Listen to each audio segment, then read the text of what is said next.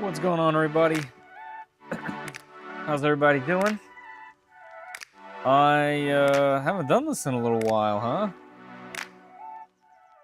What's happening? What's happening? What's happening? I am having some chat issues because I decided to update.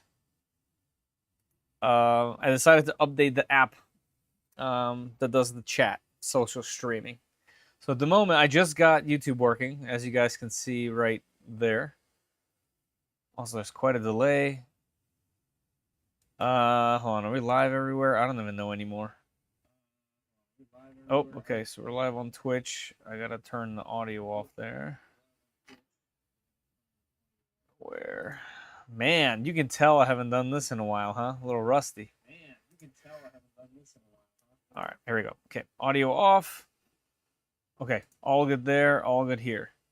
All right, let's figure out this chat real quick. Just gotta sign in to...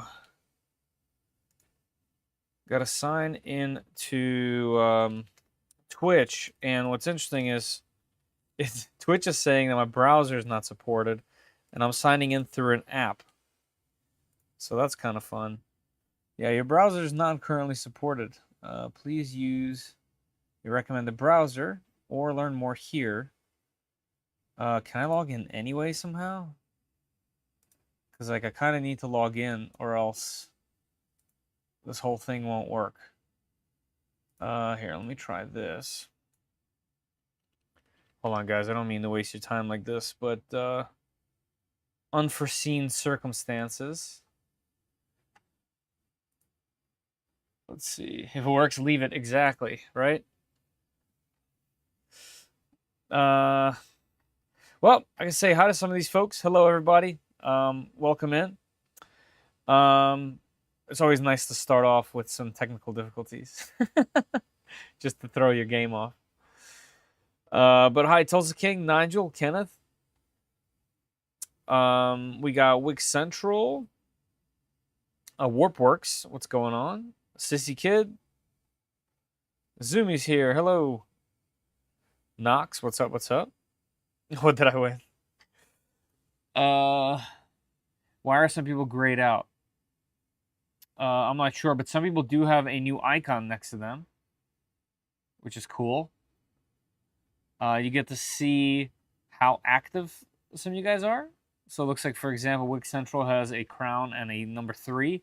So the third most active on the channel. I believe that's how that works, which is pretty cool. But yeah, hold on. I want to fix Twitch because I want to make sure that's working. So I can sign into both my other browsers, Safari and Chrome. But I can't sign in this app. So here's what I'm going to do. I'm going to remove the whole source. Let's add it again. Enter Twitch username. 3printSOS. Okay. Done. Activate source. Did that work? If anyone has Twitch, throw me a comment on there real quick. I think that worked. Yeah, I think that worked. Let me copy this so I can pin. So I can pin this. Hold on, let's hit this thing.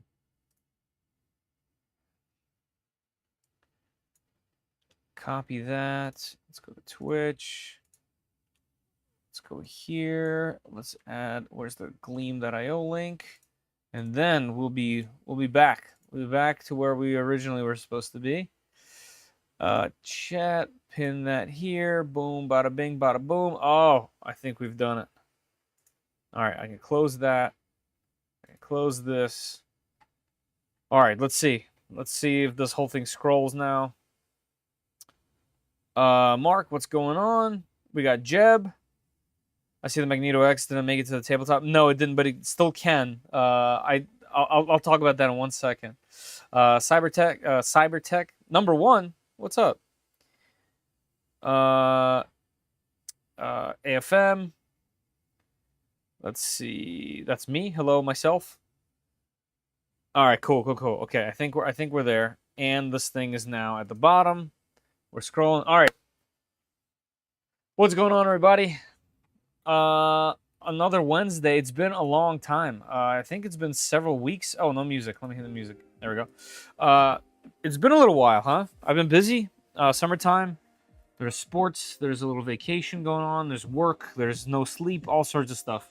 But I am going to try to do another live stream tomorrow as well. That'll be a little bit more organized than today. Because today I have some time. And I'm just like, all right, we're going live.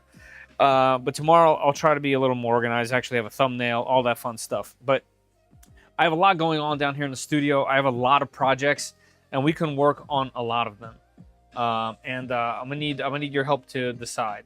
Like, for example, for today, there's a bunch of little things we can do. Like, for example, right over there is all the printed parts for a Death Racer, and it's all in PPS and some really cool TPU material. We can get some heat set inserts into that and start working on that project because I have this thing from Minchin, so that would be fun to just, use.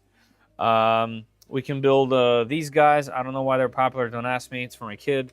But also using it to test a couple machines. The eyes move on these guys. Oh, let's get there. We go. Beautiful print. So we're also testing the Cobra S1 currently and the 85X from FlashForge. They're both down there. I can do the pros and cons on that so that I can shoot my video maybe starting... I can't do it Friday.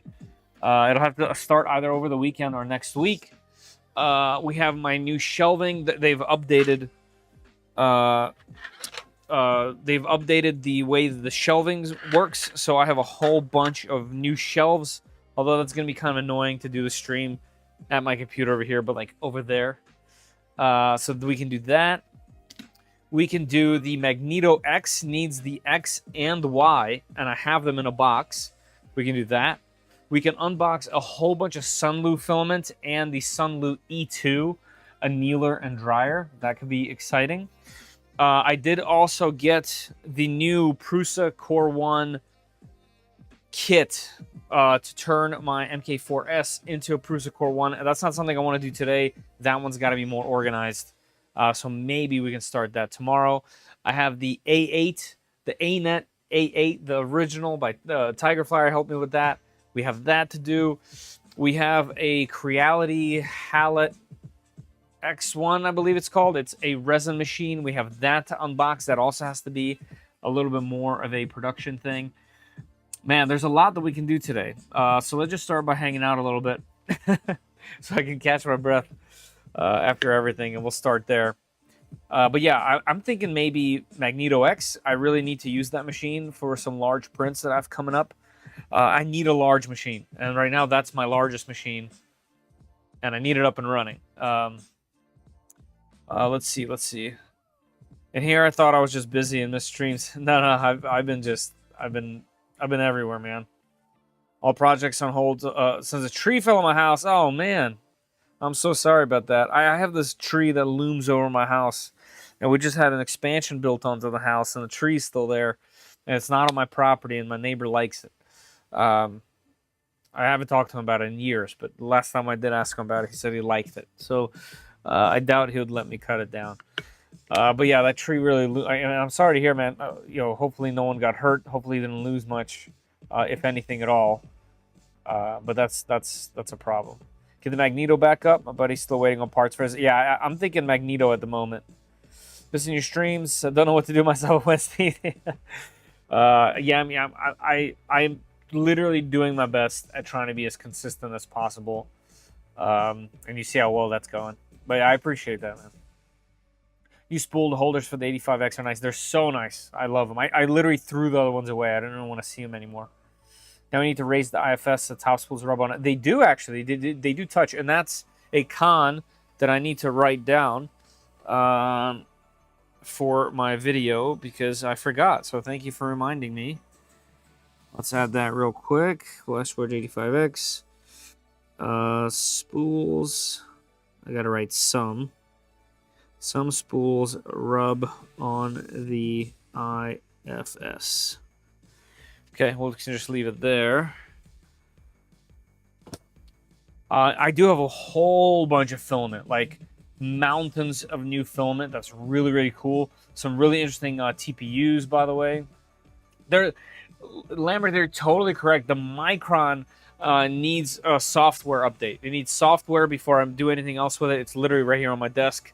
That's something that we can do today. The Creality K1 also needs software. It's also ready to go. Like, it's fully built up with the new, what's it called? The new gantry, and everything's, the belts are tensioned. Everything's ready to go. It just needs firmware on that as well. So there's two of those that are possible as well. So, man. Strange video on Twitch is bad. That is bad. It looks okay now. Whoa, that's weird. It's like a very low quality for whatever reason. Is it my connection? Nope, my connection's doing great. It says 30 frames per second is being sent to Twitch. If I hit modify, what happens? I break everything. I haven't touched any of those settings. I am in 4K. I'm wondering if there is something that has to do with it being 4K that's related. Yeah, it looks like when the camera doesn't move, everything's fine. On YouTube, I'm not sure. I'll be chasing these problems forever if I start it now. So let's get in my guest bedroom this week and found an unopened E3 V3 SE. Totally forgot I got on. Nice.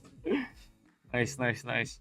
I had the original prototype KE that I gave to a buddy so you can start 3D printing. And he has some weird issue with it where it gets to a certain point in the Z and then the Y skips. And it happens every time. It happens just testing with benchies over and over again for whatever reason. So that was a horrible way to introduce somebody to 3D printing because I don't think he's been able to fix it. So I got to check in with him. Let's see. Fuzzy video on Twitch for some reason. Huh. Again.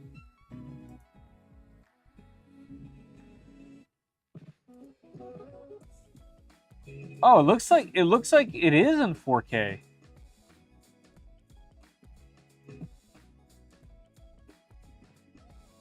Yeah. I'm not sure what's going on. Yeah, it is. It's streaming in 4K. It's going at 2,500 kilobytes per second, 30 FPS, no skipped frames.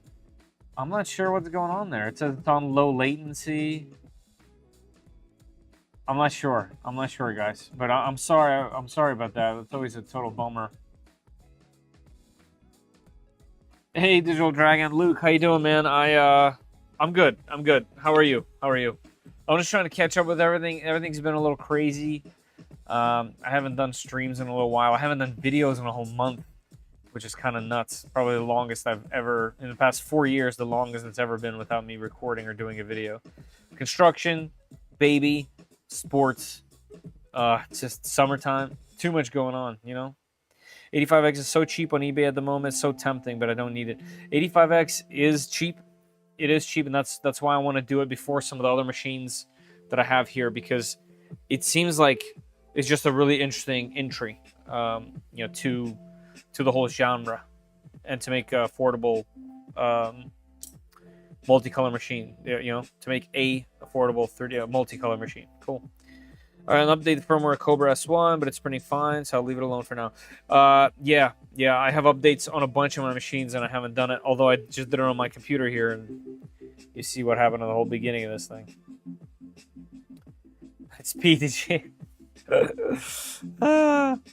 I just picked up the Cobra S1 last night, got the basics up and running, nothing printed yet, nor the CFS attached will install wrinkles. Also finally expecting a Chitty box to arrive. Yeah, Chitty box seems cool. I need to get my hands on one. And yeah, the Cobra S1, cool machine. So far, so good. Printing a bunch. I have some things on my desk right over here that have been printed by it. We have our toaster and the Creality Red PLA. We have a Benchy, of course. We have a multicolor test. I tested the bamboo print bed on it. That's fine, works fine. Printed a Labubu. Actually, don't remember if this was on the ADFX. I mean, 85X. I'll have to check. Oh no, blue. The blue one was on the Cobra. This one that's unassembled was on the 85X. Beautiful film by Chitu Systems, by the way. Also, guys, most importantly, there's a pinned comment at the top of the chat on both YouTube and Twitch that will take you to a Gleam.io link. It'll look like this. You can enter for your chance to win a spool, or more than one spool, technically. Let's just say filament from Polymaker at the end of the stream. All right? So definitely head over there, jump in there, answer the question, get that done. We also have PCBWay, who sponsors some of these live streams, and they are sponsoring this one. So I'll do a little bit of a look-see into PCBWay a little bit later in the stream. So that will be fun. Hey, GTR Dad. Hey. What's happening? Glad you're streaming today. I'm glad too. I'm going to try it tomorrow as well. Twitch is a little different. Yeah, something's going on. I think I have a new printer. I should get P1P or V0. Just want good quality, speed, and tinkering is fun. If tinkering is fun, I mean, there is some tinkering you can do to the P1P, but the V0 is just, that is tinkering. It's one of my favorite machines. It's definitely one that if I was to bring someone down here to show off something, I'm starting this one. Or the Trident. But it's, if you like tinkering at all, building a printer and then tuning the printer and then printing perfect prints with it is... It's something. It's very fun. It gives you this feeling that of accomplishment that getting something out of the box and printing won't do. I'm a little bit spoiled here with all the machines and stuff, but I would say that having both is best of both worlds. It's having a reliable machine that you can trust and using it to print parts for a kit printer or a project printer. That's the best balance. So I know not everyone can do that. I totally understand.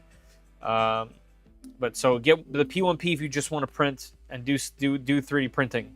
Get the P1P.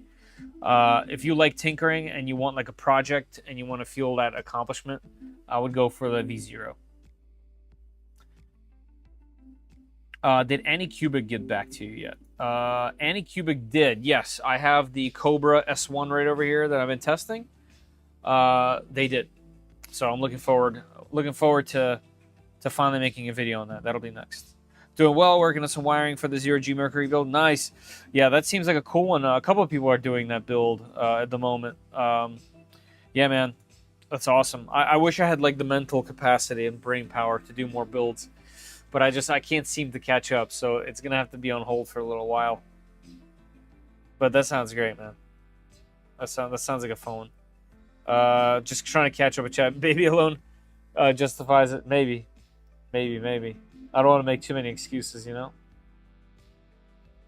Hey, Jake. What's happening, man? How you been? Hopefully good. Hey, 3D Odyssey. What's up? One Raz. BW, what's happening? Troubleshooting CFS problem tonight. When loading, it loads, then retracts, then it loads, then it throws an error. I have had this many times on my Creality K2 Plus. I did end up having the rightmost part of my CFS break. I had to get a new unit. Not saying that's what's happening with yours.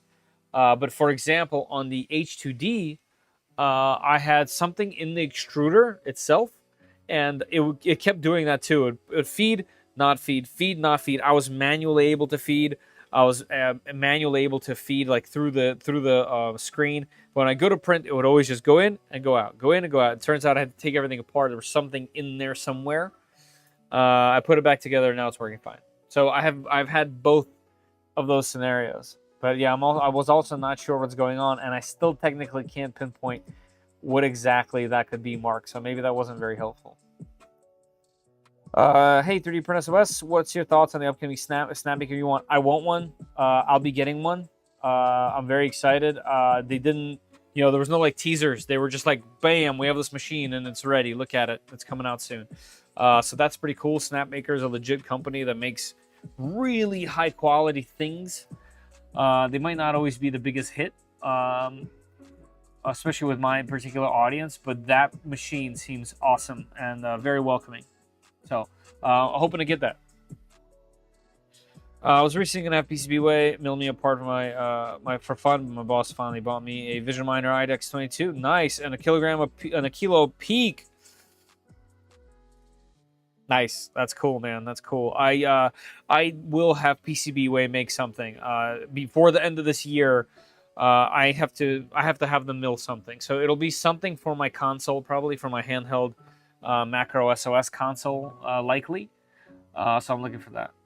Did Mingda fall off the map? I think they're doing mostly commercial stuff.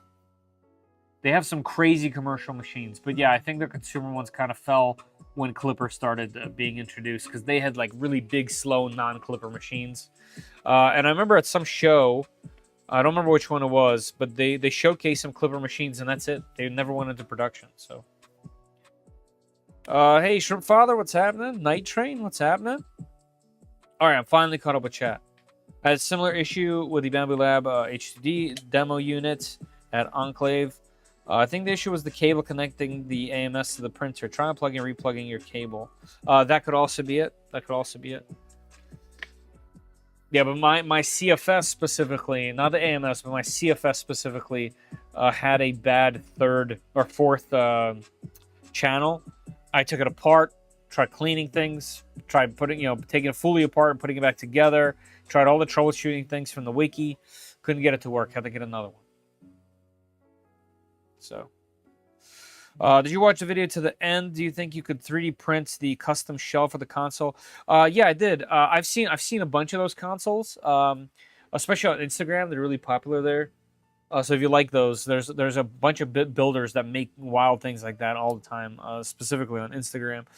But yeah, yes, yes, you can 3D print those shells.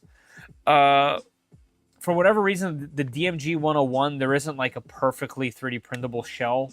At least someone hasn't designed one. There are a bunch for the SP, as that's where the screen is being used from. But you would need that hinge. You need an official hinge. And the SP is a just the expensive console, just in general. You're looking to spend probably 40 something or 70 something bucks if it's broken, and 100 something bucks if it's a working great, like mint condition, hinged top screen.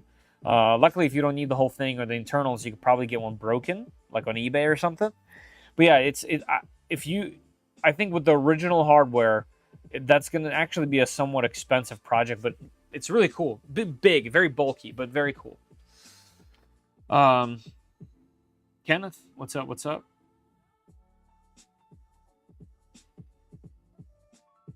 Could also be debris in one of the filament sensors. CFS itself. It could be. It could be. All right, guys. So let's do this. I'm not gonna do a poll because it's just gonna take too long and there's no point. Guys, let me know in the chat which thing you're feeling on working on tonight. I'm kind of leaning towards getting and dusting off the Magneto X. I don't know if I'm just gonna fit it here or not. I think I could. I'll just move all this and I could. So I think I could try at least starting on the X and Y coordinates of the Magneto X. Or I think the only like logical one to start on one of these streams that isn't really organized is to prep all the things and maybe do some inserts on the Death Racer. Kind of gather that together. Because a part of me wants to make the Death Racer as a video, and a part of me wants to do it on a live stream. I'm not sure. And then the other ones we can do is we can work on the Micron firmware / software. I don't remember how to do any of that. I'll have to just go with the flow and figure it out. But yeah, let me know what you guys are feeling for the stream. We can also just take a look at these two machines a little bit closer and talk about them. I do got to write, like I said, I got to write pros and cons. And we do have a finished print, which... Let's take the build plate off. This is a really, really cool TPU. Let's see. Will it focus? This TPU is it has like air bubbles. It's called Aero by Soraya Tech, right? TPU Aero by Soraya Tech. Really cool. It foams when it comes out. It almost has like a denim texture. So, do we leaning toward print PETG? Zoomy. I did actually. Check this out. PETG. Look at that. That's on the MK4S from Prusa. This is one of those rockets. If you guys caught that little what's it called? Short video I did with this thing. Waiting for another few minutes where I can just do nothing outside. But yeah, I printed the much larger, much heavier, thicker rocket. So this thing should be stable, more stable, and kind of sit there and spin and do its thing. So looking forward to testing that. But that is PETG instead of ABS. Is that a FlashForge 85? Yes, it is. Yes, sir. Make 2 and do 1 live. Always an option. I'm trying new tubes. It works without air, and the new tubes go directly to the print head, not clipped in the back of the chute. Too short. Interesting. Hey, Ranovic, what's going on? Ecovate. I said, what did I say? Enclave? God, I need sleep, I think, or something. I don't know. 3D just got 20 85X units in yesterday. Their demo units print well. That's a lot of 85X. Yeah, so far, I haven't had any real issue at all. Foaming TPU, yep. I have a con for the Cobra S1. Anycubic still hasn't released the hot end options besides the stock one. Yeah. Yeah. I don't know. I don't know what they're gonna do about that. But that's almost like a, you could put that on so many manufacturers. I don't even know if that could be a real con. Like, does the 85X have options? I know they do have a hot end, but the hot end actually looks great. But do they have options that you can buy online? Let's see. Let's check it together. Accessories. Whoa, where'd it go? Man, 369 is an amazing deal. Where is the accessories for this machine? Oh yeah, they're right here. 0.25, 4, 8, 6. Okay, never mind. So the 85X does have nozzle options. All right, so you're right. Isn't there an event coming up where you need a Death Racer? Yes, 3D Printopia here in Bel Air, and it's going to be the last one here at this location. After that, it's moving to Pittsburgh, which is kind of a bummer. We're going from 10 minutes away from my house to 4 hours or something like that. That's a hotel stay. That's going to be tricky. Oh, nice. Yeah, if it was a tank, I was about to say, if it was a tank, you'd like it more. Plays sitting unplugged as I cannot run my abrasive filaments. Whoops. Yeah. Not having abrasive filaments is a thing. And the 85X can run abrasive filaments, from what I understand. So that'll definitely be on there. I've been happy with the Elegoo Centauri Carbon. I can't get a hold of Elegoo. Luke, if you have any kind of contact with them, if you don't mind passing my name along, I really want to showcase a Centauri Carbon. My contact, I guess, doesn't work there anymore, and no one replies to my emails there, or social media messages, DMs, whatever, which is a bummer, because that machine needs to be showcased here. Like, I feel like out of all the things that I've done on the channel, that one needs to be on there.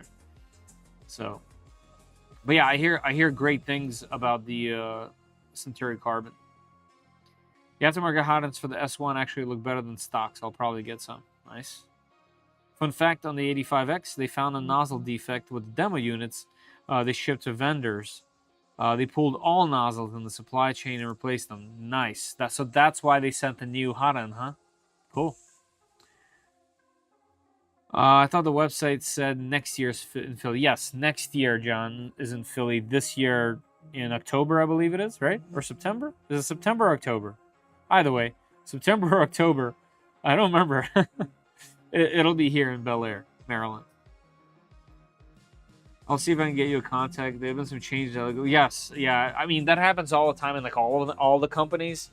But usually someone like reaches back out or something. And I haven't heard from Elegoo in... When was the last time? Well over a year.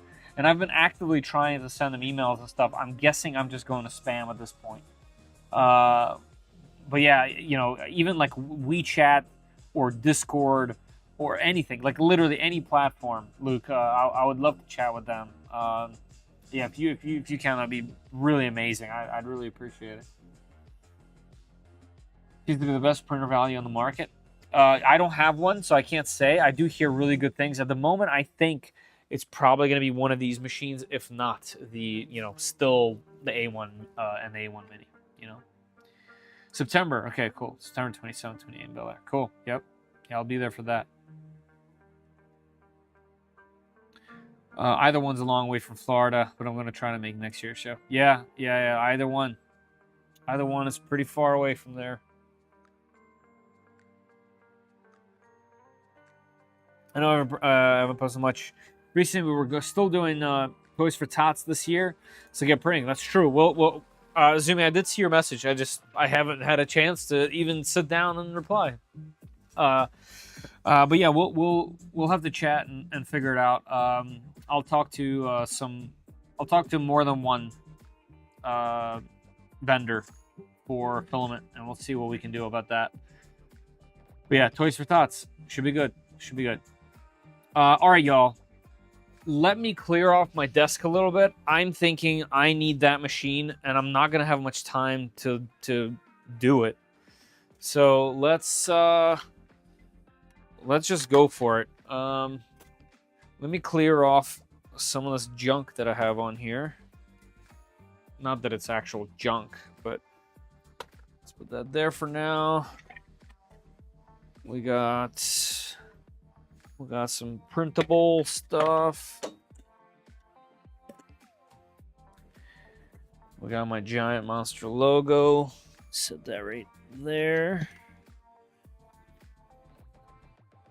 We got the drone project, which I somewhat abandoned for the moment. Let's see. For the lid, we have to go in and remove it. Remove the PTFE tube, because this thing is super, super hefty and hooks together with the PTFE tube, so it's got to be removed. Oof, this is gonna be a big heavy boy. Big heavy boy. I do have some parts of it undone, and there is a USB cable which I couldn't get to work. So I have a feeling that this cable that I have isn't a data cable. Oh, we're not even on the right view. Florida sucks, someone said. Oh, Zumi. Thoughts on the Centauri Carbon? Thinking about going for the next printer. People that I know and trust have said that it's a really good machine. I don't have one in person, so I can't say, but it sounds really good. It sounds like a pretty darn good machine. You know what else I want? I want the Big Tree Tech scraper. I gotta get me one of those. That cool metal large scraper.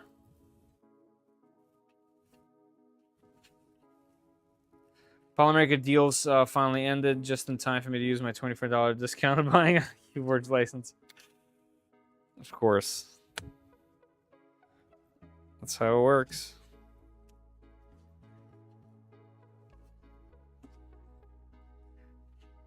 Horizontal surfaces attract stuff. They really do.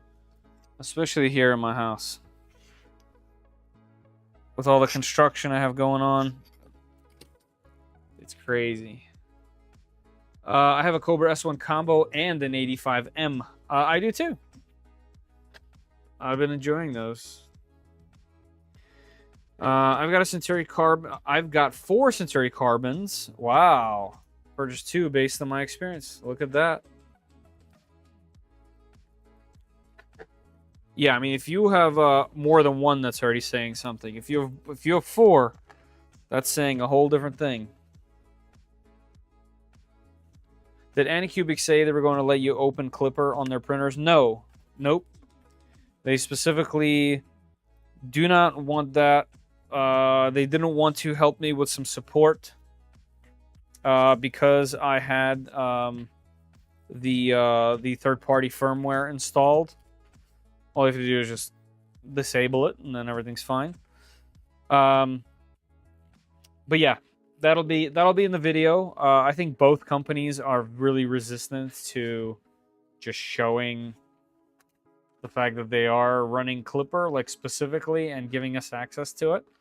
And there are really simple and easy modifications to get it running on both machines. So it is what it is. It looks like that's a battle that we probably won't be winning.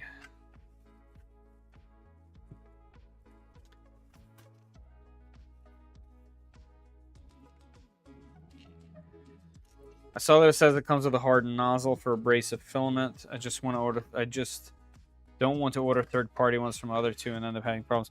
Oh, for the Centauri Carbon, I'm not sure what type of nozzle it comes with.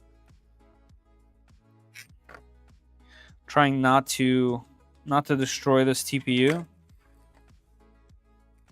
but also still remove it. And it's really, really, really stuck on here.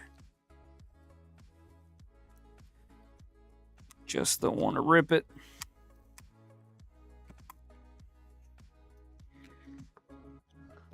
Here, let's do this view.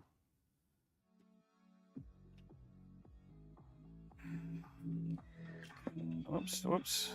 Forgot how to do this. Haven't streamed in so long.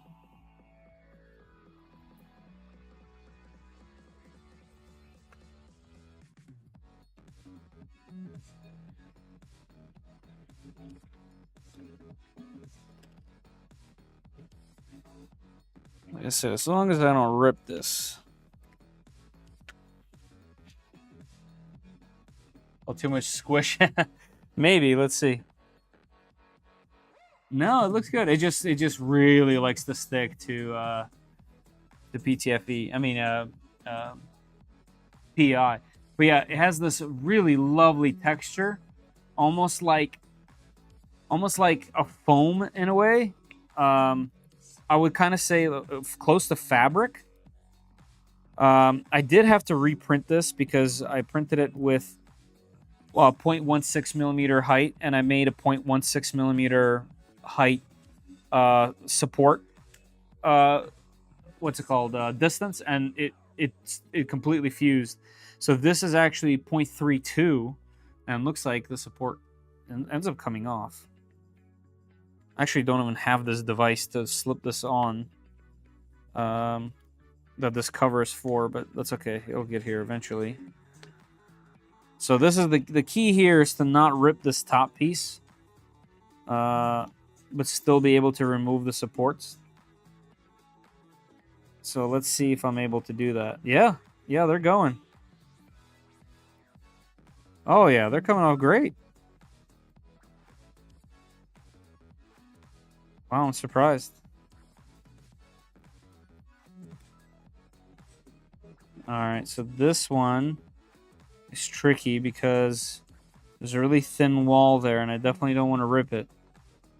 Let's go from this end.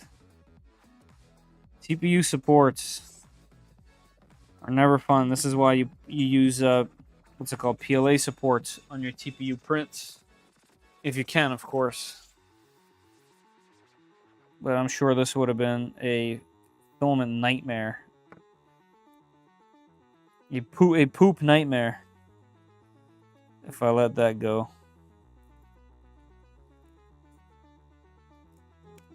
All right, we're making progress. Yes. Yes. Okay, that hole got, I wouldn't say damaged, but okay, that one's much better. Okay, and the last little bit, this is the part I don't want to destroy by accident.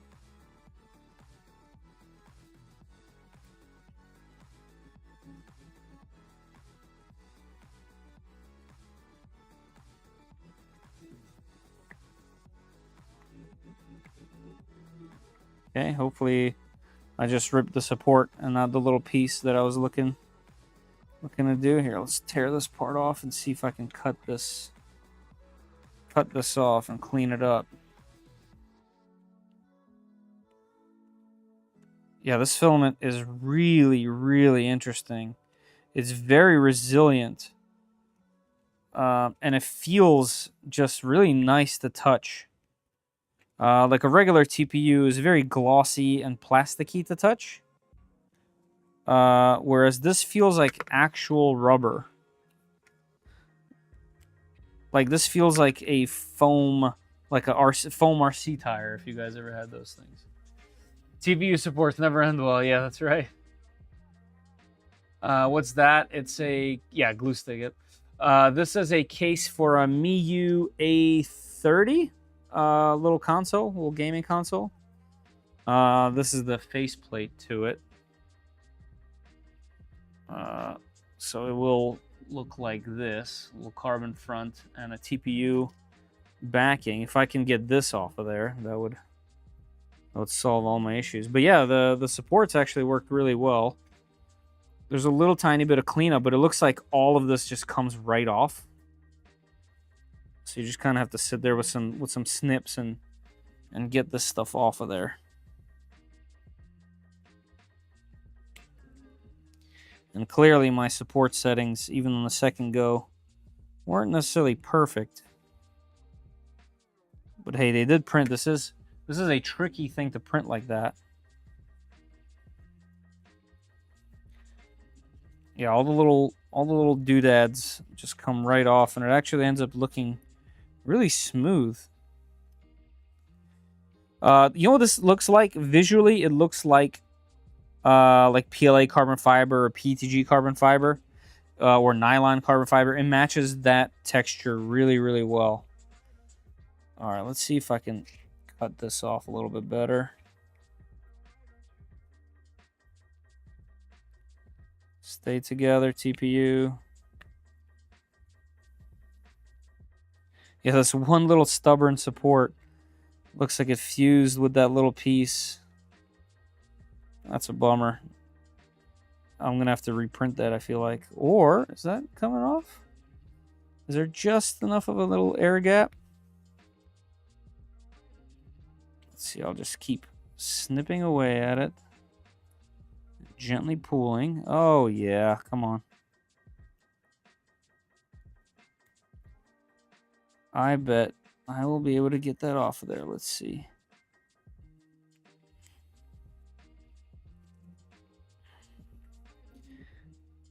That's crazy. That's insane. Yep, I got it off of there. Look at that. That's cool.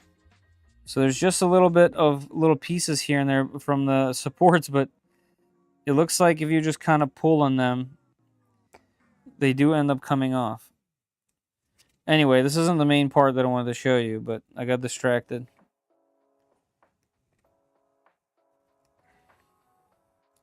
Really cool filament. I would like to do more with this stuff. And I did print some parts for the Death Racer out of this. Some of the bumper parts, the treads. This stuff's really, really soft, but it's not super sticky. So, man, I love this texture. All right, I'll clean up the rest a little bit later. But yeah, this is phenomenal filament. Phenomenal filament. Soraya Tech TPU Aero. And I do have more of the stuff from Chitty Tech. Chitty Tech also has a TPU Aero now. But I have not had a chance to use theirs yet. But I plan on it. I'm still wearing my TPU Crocs. They're still great. I still can't believe that we can do that. Like, they're legitimate shoes. So yeah, maybe I'll print a couple more shoes. Maybe something a little bit more or less crocky. I don't know. But this stuff would make a really, really nice shoe if you can figure out the support settings properly, or just use maybe something like an H2D or a tool changer of some sort.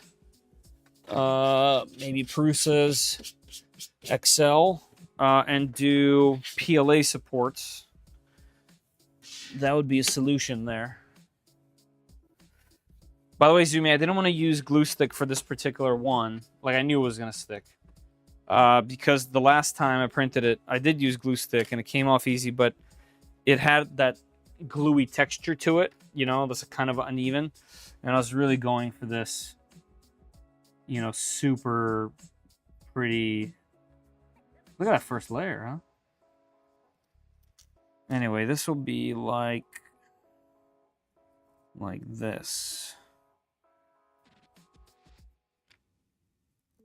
And this will be on the front of the console, like that. Pretty cool. So there'll be a time for that.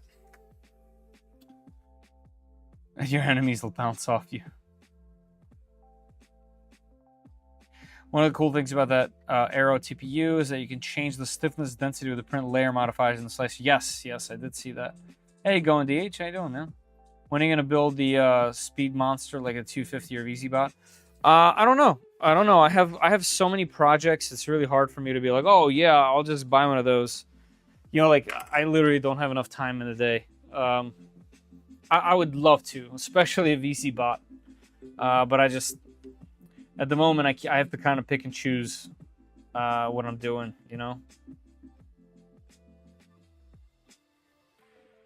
I asked in the Discord. I just got a reply from them. I want some. I want some soap filament. I think it's amazing. So I got to reply to them.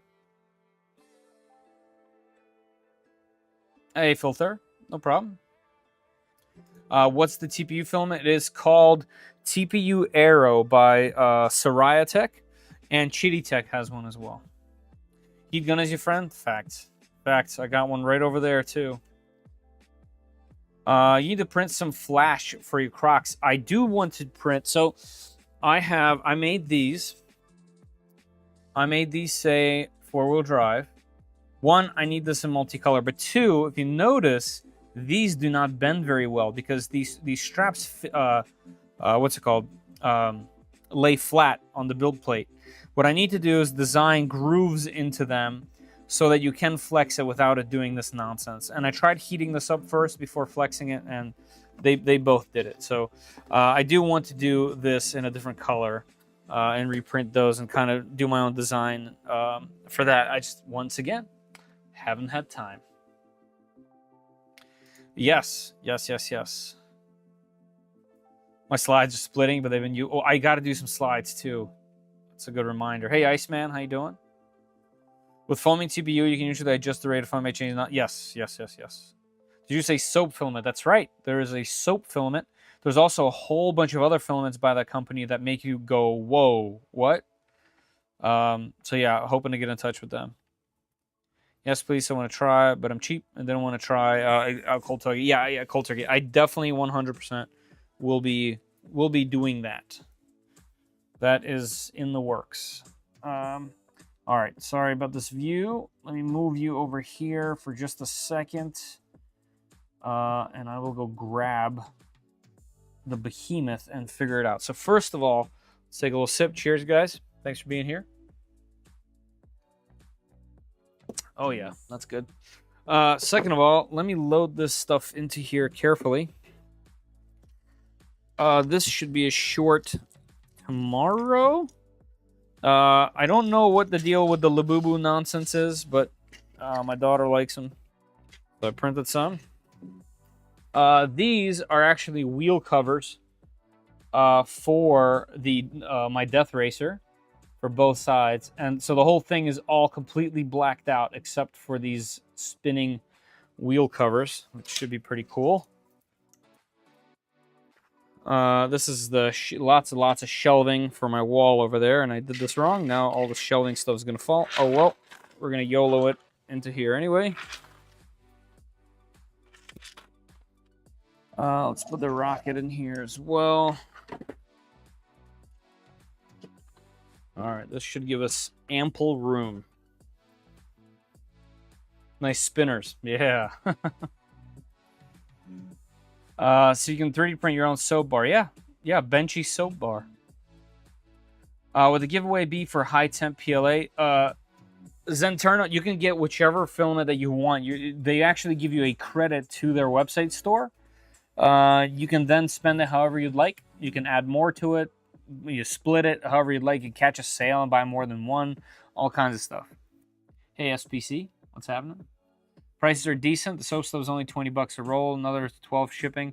So I'm supposed, yeah, right, same. But yeah, it seems like they're onto something, and we're either going to see a giant influx of them, or we'll see some patents go through or something. Do you have a chance to look where you're playing? No, but I think about it. I don't want to say daily, but I pass by that area all the time, and never with enough time to like pop in there. And now it's so overgrown. I can see from a distance. You can't even see into those woods. So I do want to go through there, and I will at some point. Yeah, it's a bummer. It's a bummer. Hey, blind gray wolf, how you doing? It has been a long time. What would be the printer to get now that I could just throw a roll of filament in, walk away without having to deal with leveling and such? Blind, there are so many in that category. My first initial question for you would be, what is your budget? If your budget is, I just want the best I can get, I would say the H2D. The H2D has been kind of incredible, to be honest. The next step down from that, X1C. If the X1C's features you don't really need, P1P, all that stuff. Any of the Bamboo machines, they speak, for themselves years and years from now. They've been leading the pack. Now, they do rub some people the wrong way. And if you don't like how they deal with business or how they close off things, all of that stuff, I would say either I don't want to recommend the Cheaty Plus 4 without you doing a heating mod. So I'm going to hold off for that. The K2 Plus has been amazing. I'm going to miss a whole bunch of machines. That's the problem. The Q1 Pro Chitty Tech machine, awesome. That's another one you can just chuck filament in. Any Prusa is one you can just chuck filament in. See, there's a lot now. There's a lot. Printers have gotten really good. Printers have gotten really easy. It's all budget related. And whatever personal attachment or disattachment you like, based on some, based on some of your opinions. What temp do you need? And can I buy for my Anycubic Cobra 3 combo? It sounds like it's just regular PLA temps, and yes.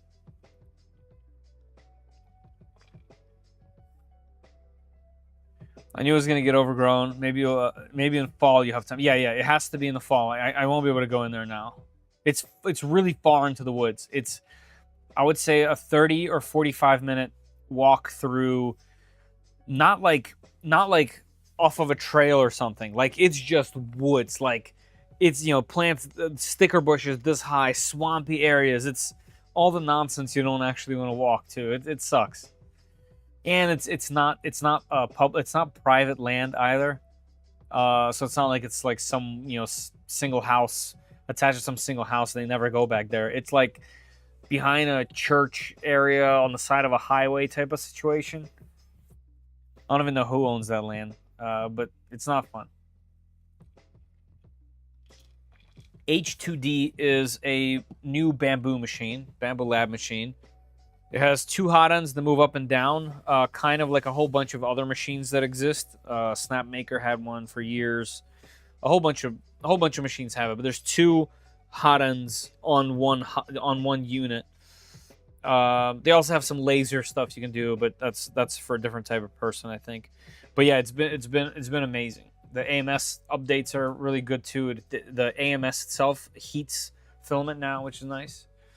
P1S is still rocking hard. The X1C is still rocking hard. So there's a lot of machines that are unbelievable. But those 2, the X1C specifically and the H2D, I know that I can always just throw a filament in there, hit print while I work on other stuff. I just know that that's the case. Everything else I sometimes have to guess. If you really want to like a show, which, no offense. I know you have some vision issues or no vision, blind, right? So no offense there, but the FL Sun, what's this thing called? The S1 Pro? Is that what this is called, right? Q1 Pro, S1 Pro. The FL Sun S1 Pro is a spectacle. It's like a thing to watch. It's so blazing fast, it's mind-boggling. And I've gotten some really good prints out of that too. And I just printed some PPS CF on it. Now we're on the same page with a soap filament. Yes. A1's good. Enough to do the RC things. Yeah. A1's good. A1's good. It just can't do. You're not going to be printing nylon. You're not going to be printing PPA. But for PLA, PETG, some small ABS pieces, A1.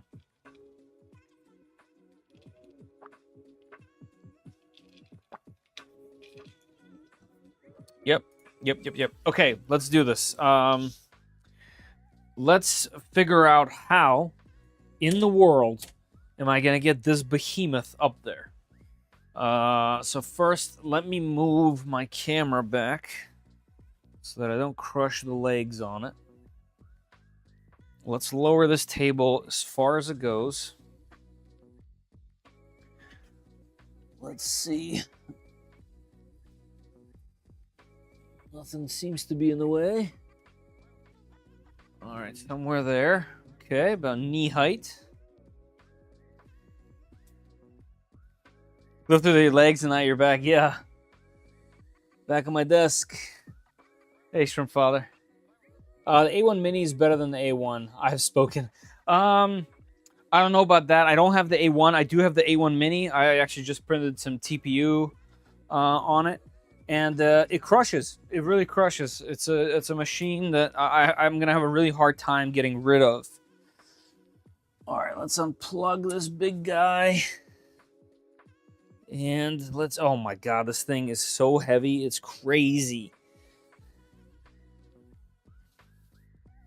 Don't grab it by the X-axis. Okay, I'm going to have to go... I think I'm going to have to go low. Can't grab it by that. Let's see if getting it like this. Oh, my microphone might pop off. Let's see if getting it like this is a good idea. Oh, nope, that flips. All right, let's see. Here we go. Okay, I got it. I used my legs. Oh, my Lord.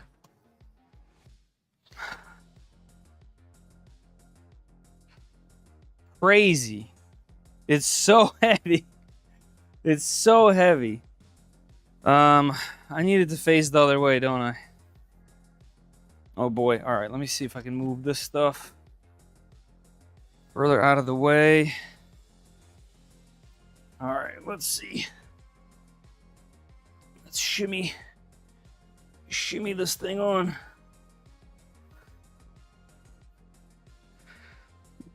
Gotta love this machine though. What an absolute monster. Okay. And a little bit more this way. Oh, foot fell off. Why?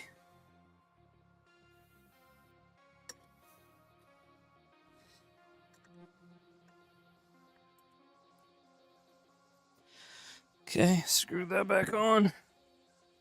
There we go. Shoo! Wow. Yeah. Yep. Very, very heavy. All All right, let's see. Let's go up, up, up.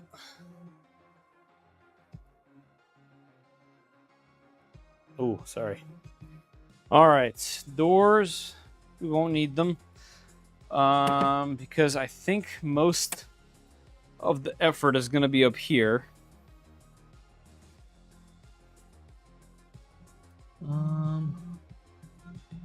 Can't bring this over. I can.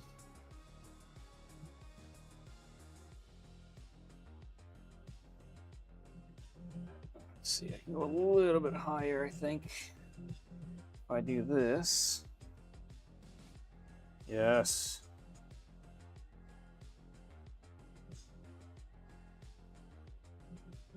Okay.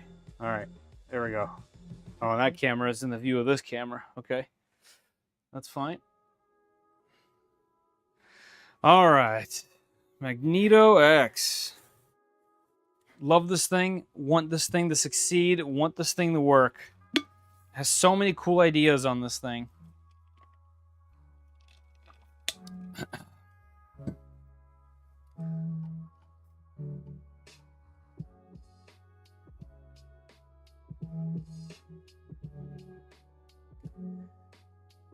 Dummy 13, I got one. They're cool. I had a, not a stranger, but I guess a stranger to me.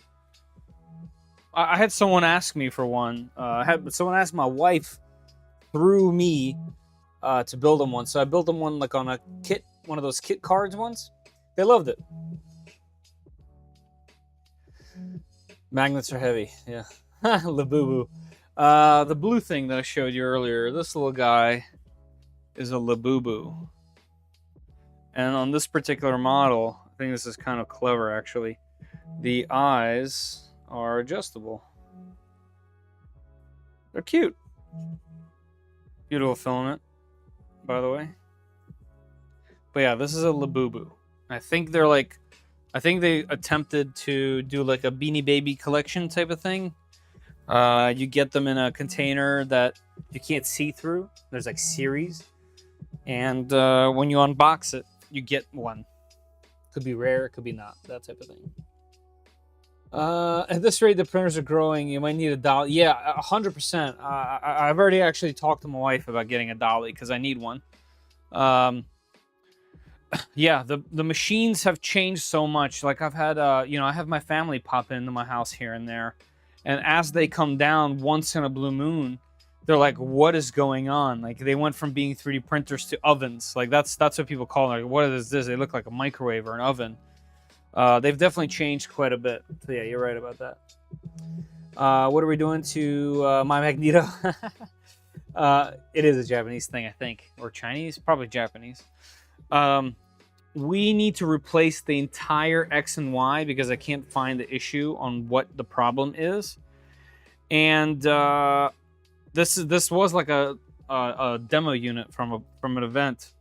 So I'm not sure what's wrong, but basically it ends up killing a print, and when it does, one of the magnets, one of the axes just stops being magnetized, so it loses its position.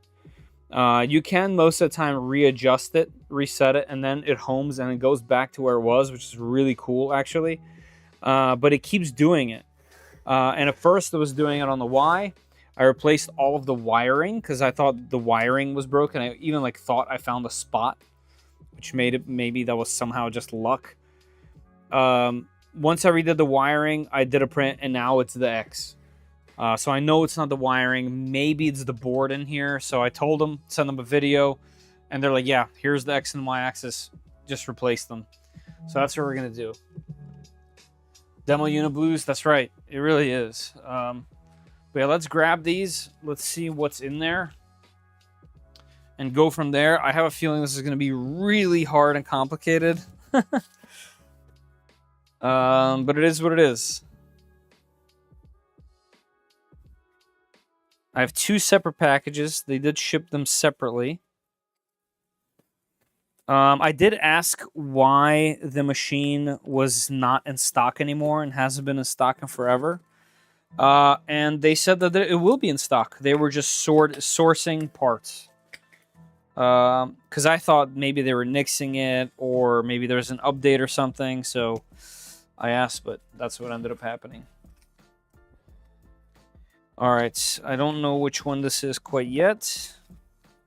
This does have the board on it that has all the other parts, so this must be the Y-axis. Yeah, all the sensors are on it. This looks like, I'm judging by the dust that's on this unit. I have a feeling this one is a known working unit from them. That's a good thing. I would much rather it be a known working unit. You can do it. I have total faith in your abilities. You know what it is, Zumi? Even when I have doubts myself, I just do it anyway and like see where it gets me. So I appreciate your faith, but I always tend to just dive into these type of things and see how it goes. All right, so this part is actually over here. So is that considered the X or the Y? I don't know. It's very heavy. Like this is so ridiculous. Like this is a 3D printer piece. Like look at it. Look at the amount of effort and technology is in there. The rails on the bottom, the magnet strips. It's just, I want this thing to work so bad. It seems like it's an unbelievable piece of tech, you know?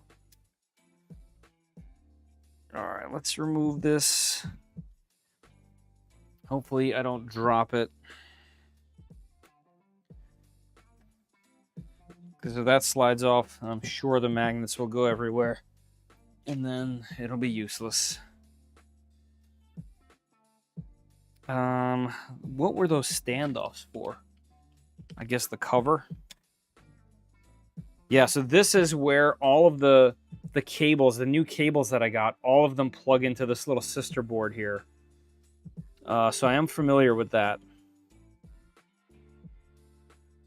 Okay, yep, X and Y. Okay.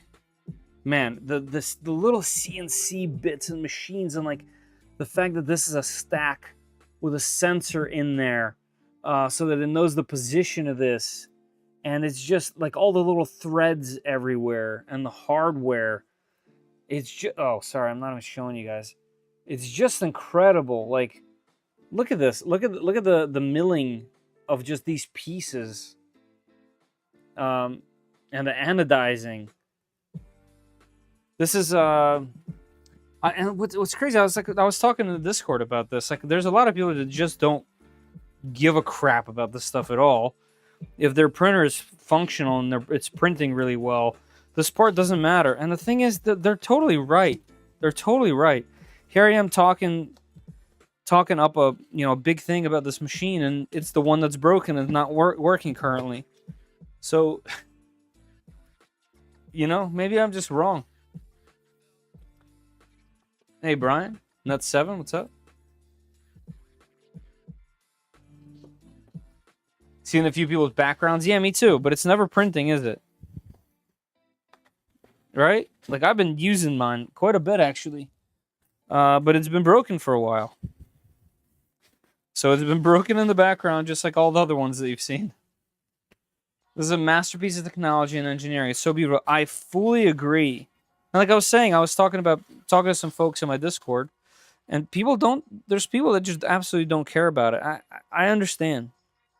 But for me, this is just, I could just stare at this. Like, this is the X-axis. This is where the hot end and the entire beautiful hot end system goes. It's just wild. All right, so this is the X, and this also is a working unit. Okay, so let's figure that out.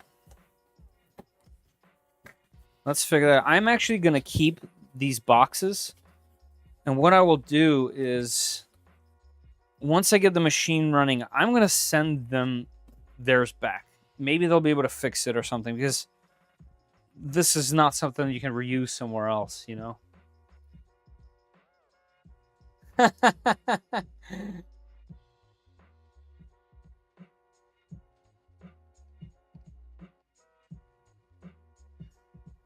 Does it still have issues with the screen control and anything like my old Max 3 had?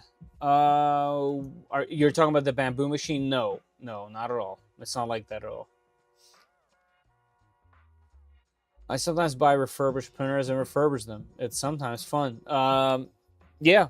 If I didn't have this YouTube thing, I would totally do some of that for sure. As a CNC machinist, I appreciate all those things. Yeah, man. Yes. Yes. It's incredible. So you don't need to print. Your enjoyment comes from staring at the part. Nigel, yes.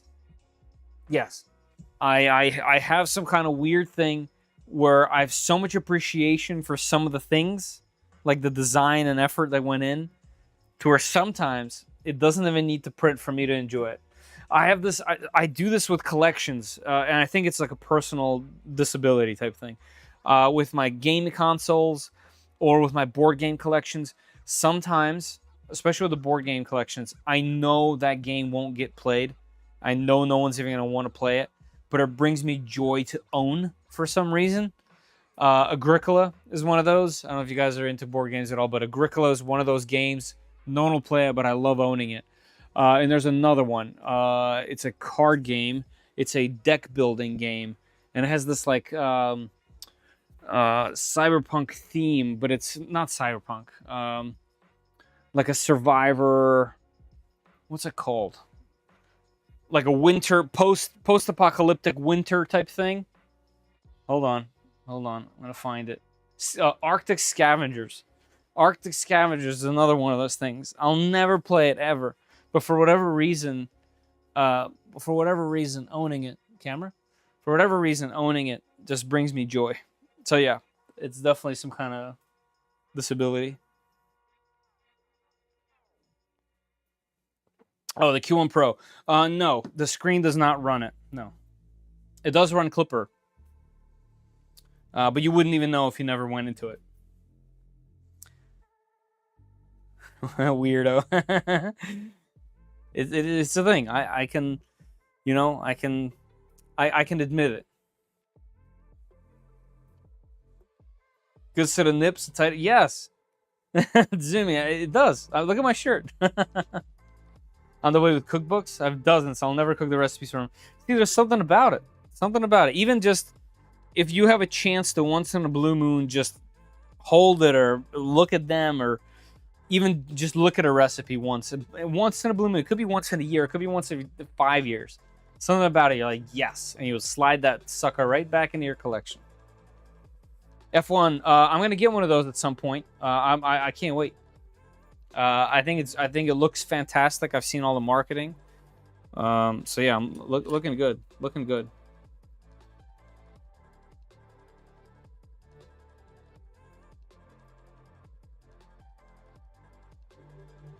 Yeah, Blind Gray. Yep. Yeah, they had some issues with those machines. The Q1 Pro is not like that. It's more like their new age style. But it works really well. I have one at work. We come in, we hit print, it just goes.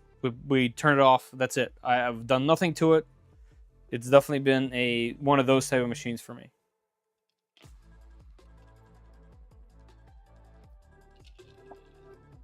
Sounds like you're a collector. A little bit. I have lots of records that I'll never really listen to, but they're collectible classics. Not necessarily my favorite type of music. Yeah, just something about it. Consumerism. It's an issue. All right, let's get maybe the Hodo. I do have some Hodo stuff coming, by the way. They have this new set, which is kind of like they have like these little mini sets of tools that attach to themselves. And I think they sent me one. It's been a while. But I think they're sending me one of those. Nips are important. Yes, they are. Okay, thanks. Buying it then, since it looks like cheaper than what it was when it came out. Yeah. Let me know how you like it. As always, you can always shoot that sucker back if you don't like it. But it's been good to me. Which printer of yours has the most hours on it? Oh, interesting. That's a good question. Which one of my machines has the most hours?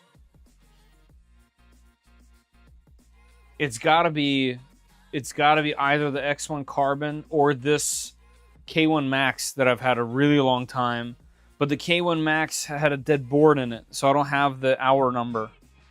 How can I check? Can I check the hours on here on the X1? Let's see. Device info, maybe? Nope. The printer has been used for 630 hours. That's not that much. 630 hours on the X1C. But then again, I print with so many machines. If I just had one, it'd have an obscene amount. It would have thousands upon thousands of hours on it. I mean, I've printed a bunch of big, long things on the Trident, but nowhere near the X1. The X1 has printed a lot. I would say either the Creality, K1 Max, or the X1 Carbon would be the most. Also, what device do you record on for YouTube Shorts? I do it all on my phone. I have an old 15, 14. I do it on whatever this is, the purple iPhone. This is the first one with the cameras on it. Let's see. How about I give you more information?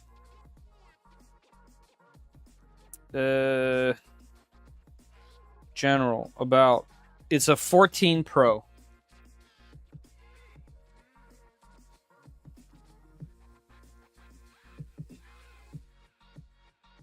I've seen the Hodo stuff at Costco. Had a nice looking tool, including a screwdriver. I did get a gift from Chitty Tech that happened to be designed by Hodo. Look at this. It's a little toolbox. I'm using the what's it called? The tape measure out of here. Really nice tape measure. But as you can imagine, the quality on these simple tools is really, really high. Like surprisingly high. Even the hammer. But yeah, they make really, really surprisingly nice stuff. It's just expensive. You have to be ready. You have to be ready for the price because it's jarring. How am I gonna get you guys better views? I don't think I don't think I'll be able to. Unfortunately, it's just too big of a machine. I'm guessing I should try to take off the X, or I should try to take off the Y. That way I could work on the X on the desk. That's my current thought. Which part did they send me? So they sent me... Oh, okay, so this is just a linear rail on this side. Now this side is the actual axis. Alright, let's see. I am going to have to label the X and the Y here with something. I'm thinking just a little piece of tape will do the trick. Because they're both black cables with the same color wires on them. So that's going to be impossible to tell later. Let's get a Sharpie, put a giant X on it. And make sure that I put that on the X. Let's see, which one is that? That's this top one.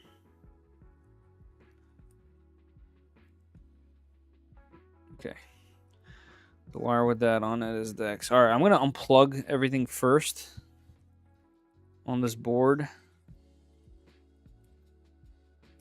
And just kind of see what that leaves me with. I wonder if it's this little distribution board, and that's the whole issue. It's just this little board. That could very well be it. All right, this sensor has to come off.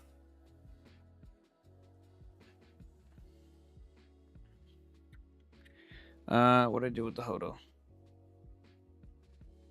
You need a down camera on the ceiling. Yes. Yes.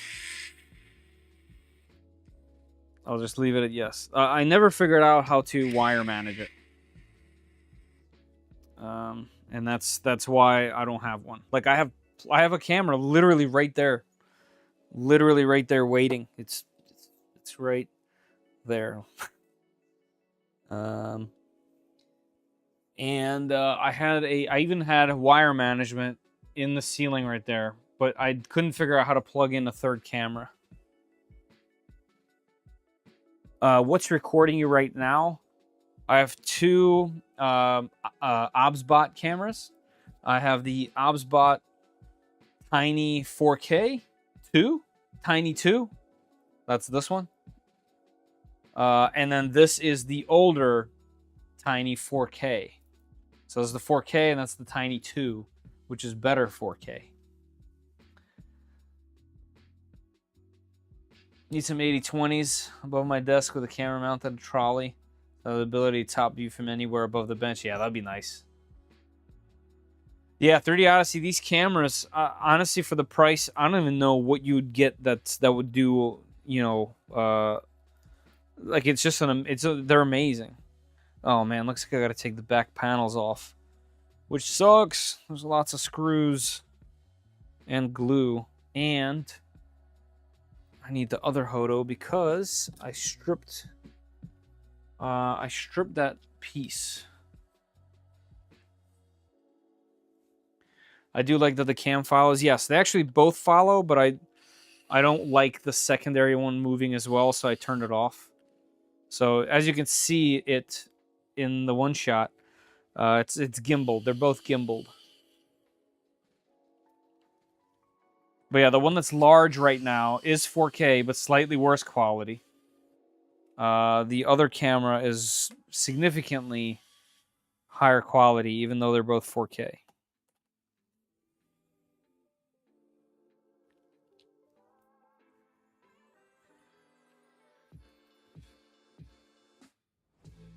Should I get a GoPro?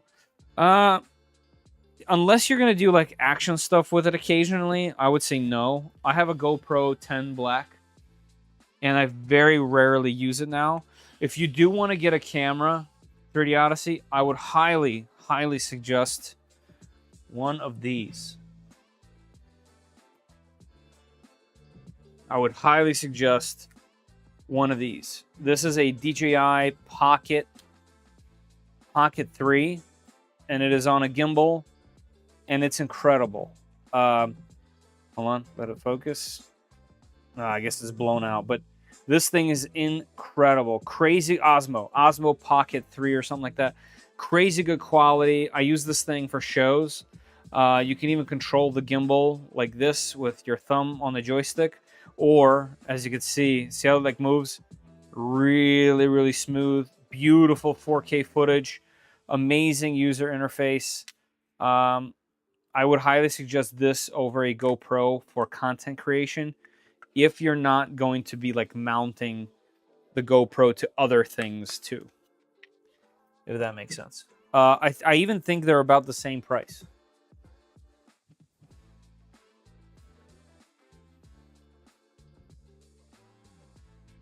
Yeah, Osmo. Amazing camera. You can even use it to live stream. I live streamed from the camera to Twitch not too long ago, just as a test. But yeah, you can even use it as your main camera in OBS. So the price point, yeah. It's really good. I use it, like I said, I use it for shows, or if I'm going anywhere and I need a camera that's like more than my phone. It's really good, and it's small. You can send stuff right to your phone from there. Yeah, it's just really good.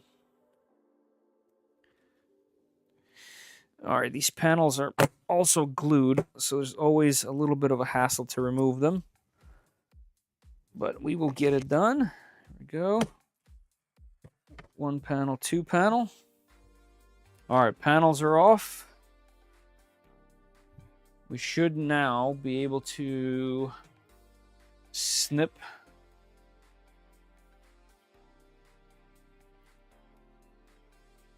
Would you say it's better than your iPhone? Yes.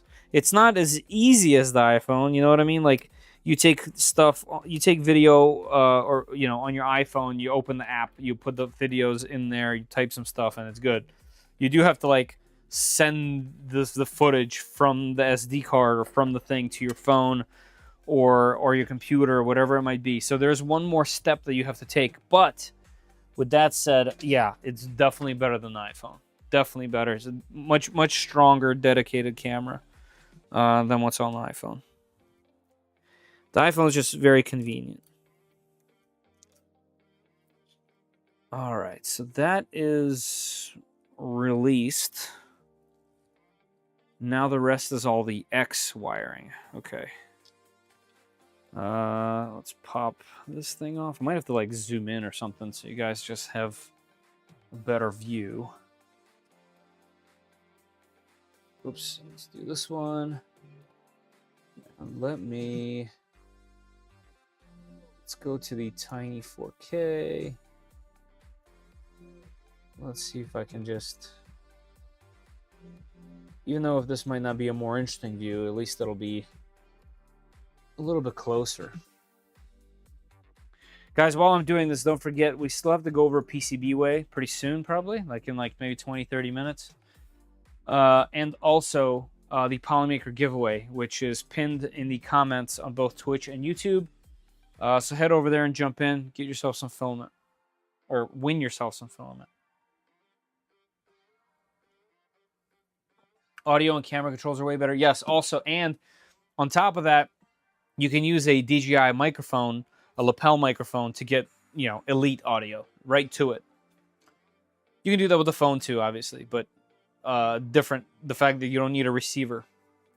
So Magneto is still in business. Never heard of seeing them. Surprised they were able to get parts. Yes, they're still in business, still doing stuff. Soraya Tech, you guys know Soraya Tech. They're the parent company to Piopoli.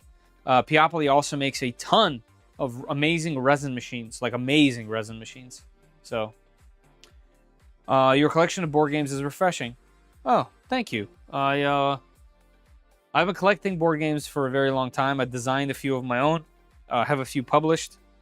And I've been in that whole realm for just so long, it's impossible to get myself out of it. I'm a fan. I love to play a board game occasionally. To set aside time from whatever, to sit down behind a table with some loved ones or friends and play a board game. Not your typical board games that you see up there. They are just dust collectors.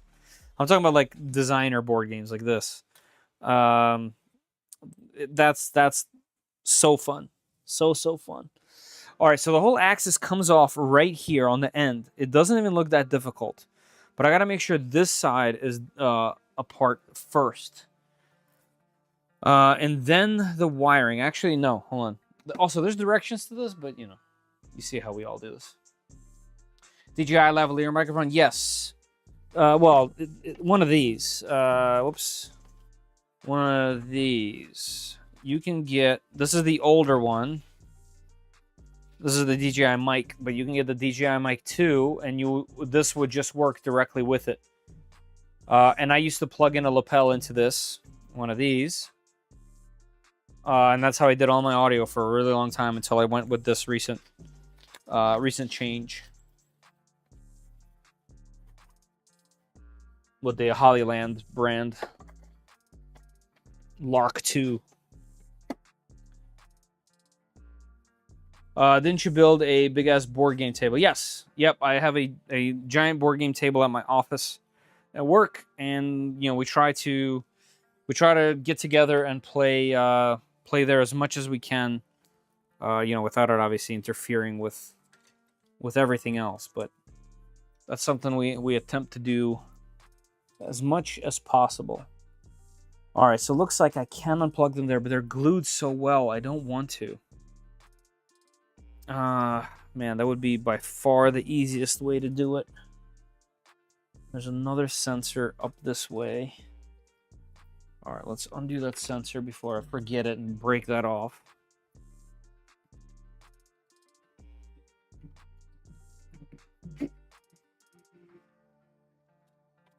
Whoops. I dropped that screw into the electronics bay. So there's that. Gotta love it. The odds of me finding that are gonna be pretty slim. I don't know if you guys seen the electronics bay on this machine. But it is absolutely zero jokes. Let's see if I can shove my head into here and find it somewhere. Oh man, what a bummer. Because that is potentially going to short something. Not good. Not good. I literally just dropped it, and I didn't even see where it went. I just know that I heard it fall into there. Oh boy, it could be under the motherboard. Oh, what a bummer.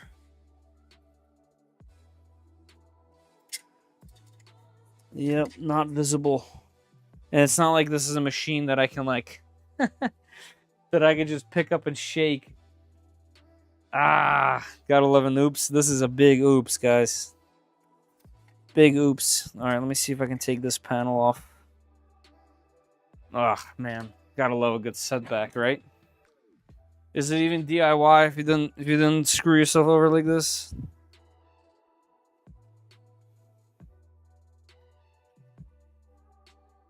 If only you had a Magneto to find it. Nice. I'll take that. One of the magnets. Nope. It fell into the bay. All right, let's see. I took this cover off. Let me take another look. All right, I'm going into the machine. I'm inside the machine. Oh, man. I don't see it anywhere.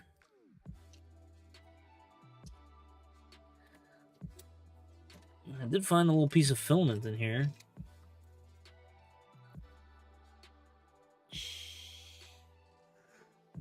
Yeah, interestingly, I don't remember printing with black filament like that on this.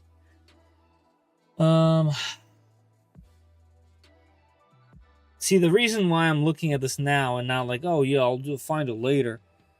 I'm gonna totally forget that I dropped it in there, and I'm gonna turn it on in my excitement that I just replaced the X and Y coordinates. Not coordinates, X and Y axis. And I'm gonna short something in here. Oh no, what an absolute bummer. Alright, hold on, I'm gonna try to...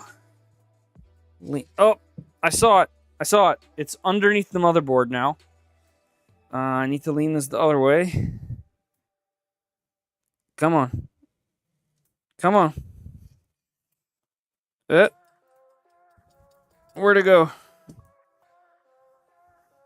Going in again. Oh, come on. I saw it.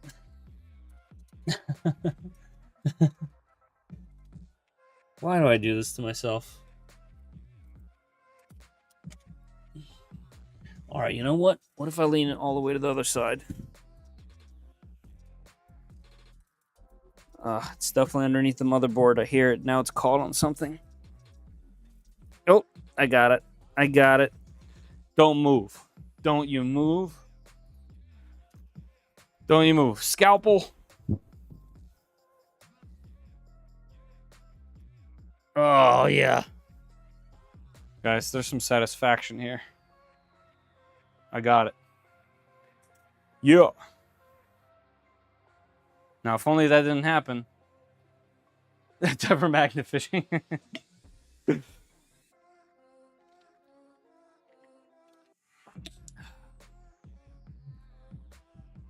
inside your complete glutz.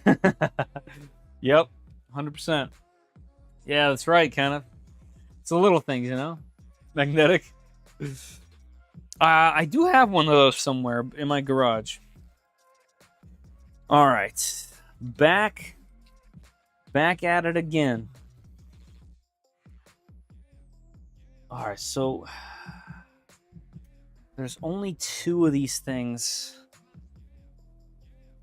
that are attached, and I would be able to leave this whole wire here. That would be easier, right? We should be working smarter, not harder.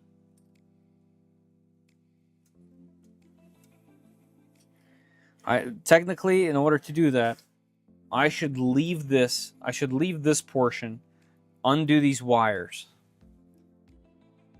undo the cable chain, and leave that here instead of taking the wiring off. It's got to be that way. It's got to be done that way. All right. To do it that way, I need to unplug this, and it's definitely going to be difficult.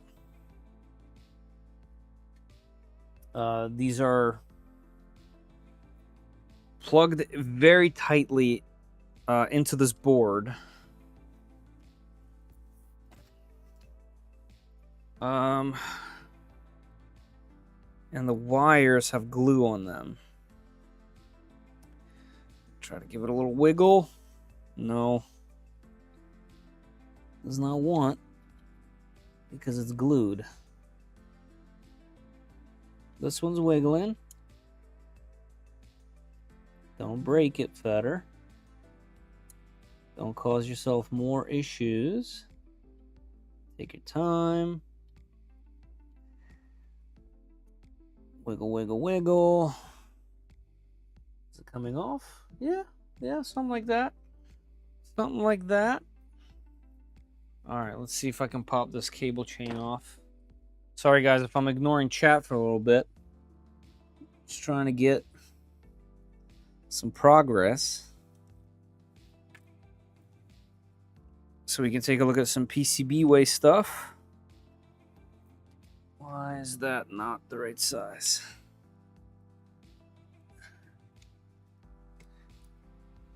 How many is it? This is one of those cable chains that's 3.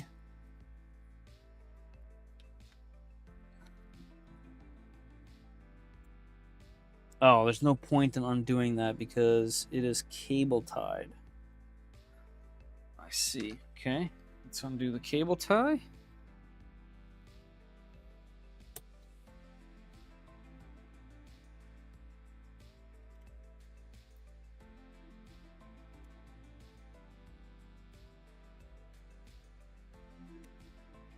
Okay, cable tie is off.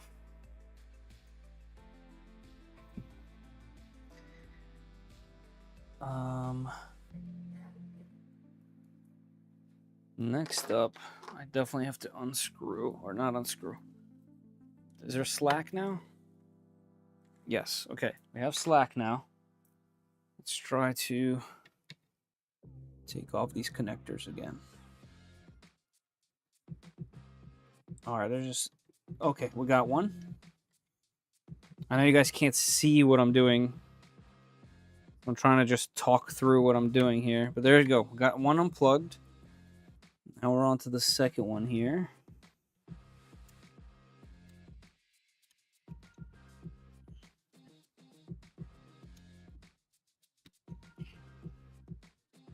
All right, maybe I can pull the wires since they're glued and push down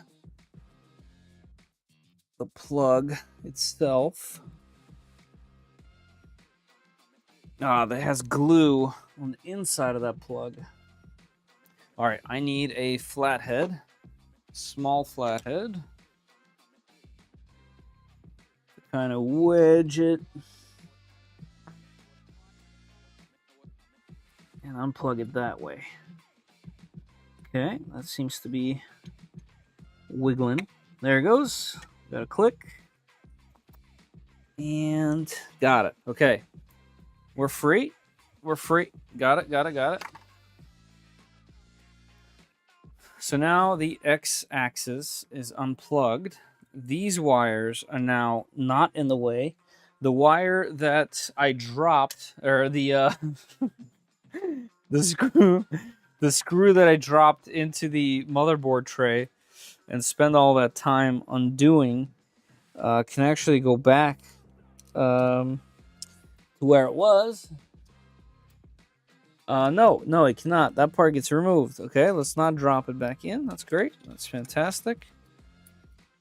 Push that over here. Undo. I should have read the instructions. That's probably what you guys are saying in the chat. I don't even want to look at you because I know what you're saying.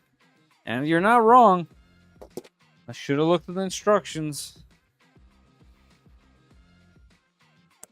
But sometimes you gotta do it this way.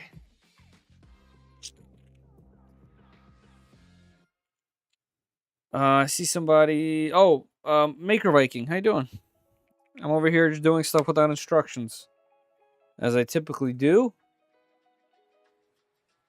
You look at the instructions eventually. It's gonna take a lot. It's gonna take a lot. All right, I need a small wrench. Let's see if this is right for the standoffs.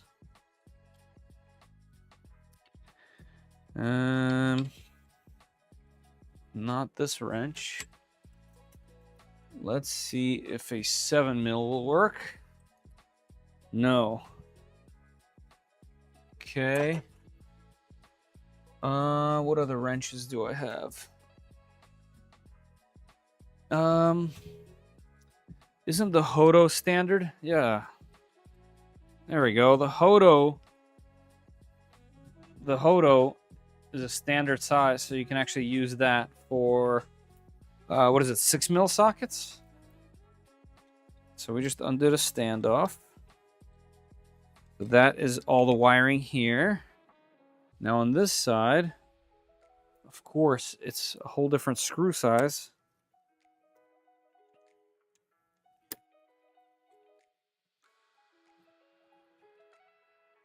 A quarter.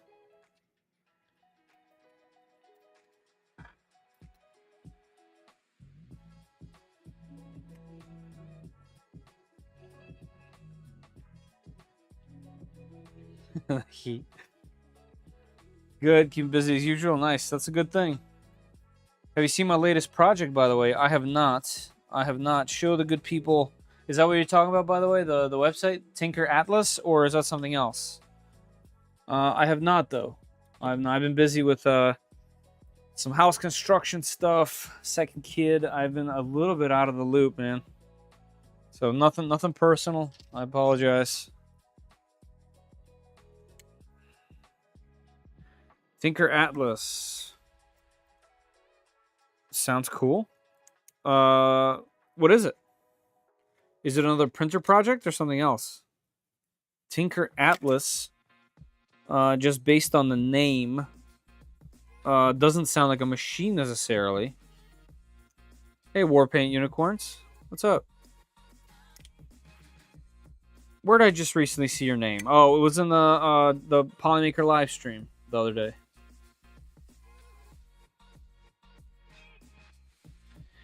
All right, this was from this top cover, so let's keep that together.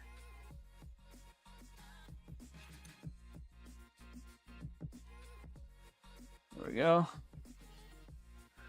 All right, and now this whole thing can come off. I actually really like the way this thing's put together. It's very predictable. And I like how in my other camera, you guys can just see the other camera and not me.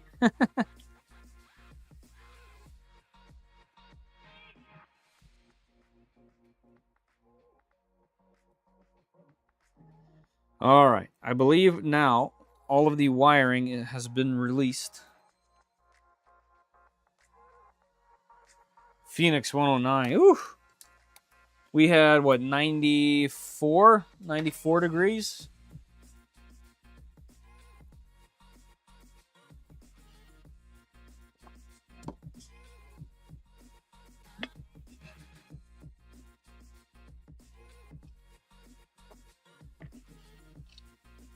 Hey, Korea Ricebox. Okay, this is a big step. Now, if I can get it out of here completely, that would be great. Let's see if I can. I can. That just means... Oh, it magnetized hard to that. Because that just means we can get this thing out of the way and all the wiring's gone. All right, now this is just super clean. Woo!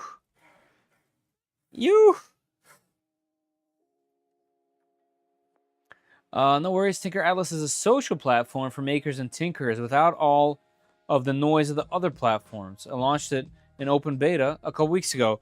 That sounds cool. This might be asking for too much, but since I'm working on this, and if you don't mind, throw it in the Discord. I'd love to see a link, because I know that if you put a link on here, it won't work.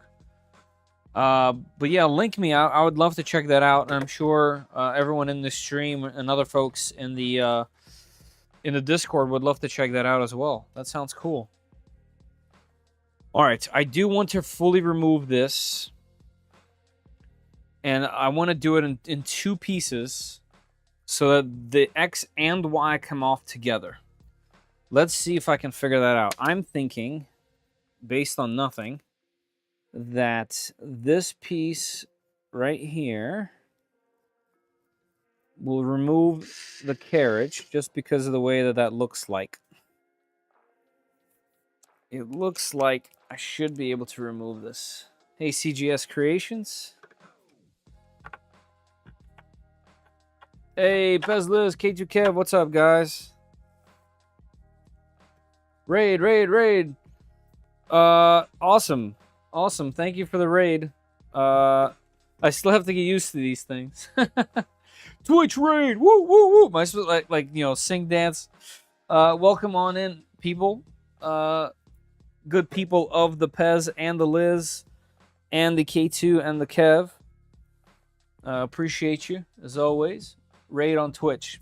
Yeah, I'm just gonna continue working because I'm already behind. But yeah, welcome in, guys. We're just hanging out doing some 3D printering.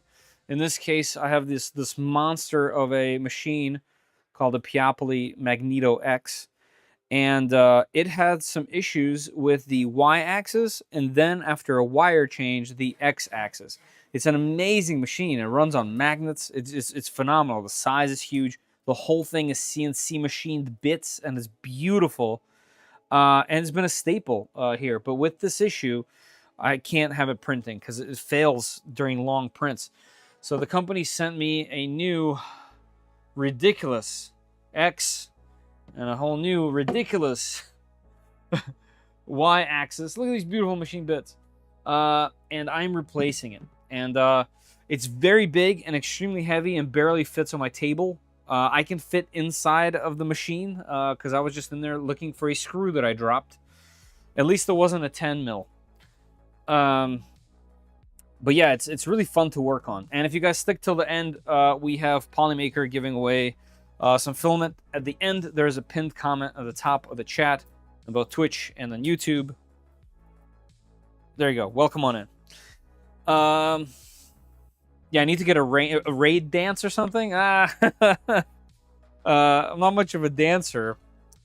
But you know, and I drank all my bourbon already. No bourbon, no dancing. But you know what? I'll give you a solid hello. Appreciate you being here, though, for real. Harold, Steven, what's going on? So, yes, that's what we're trying to figure out. Oh, and for whatever reason, mostly because I'm stubborn. Sorry about that. Mostly because I'm stubborn, I didn't look at the instructions at all. So, there's that. I think there's a live channel. Maker Viking, there is a live channel. So you, but I would say just throw it into the general channel in the Discord, because I'd love to take a look. So, hey XY, how you doing?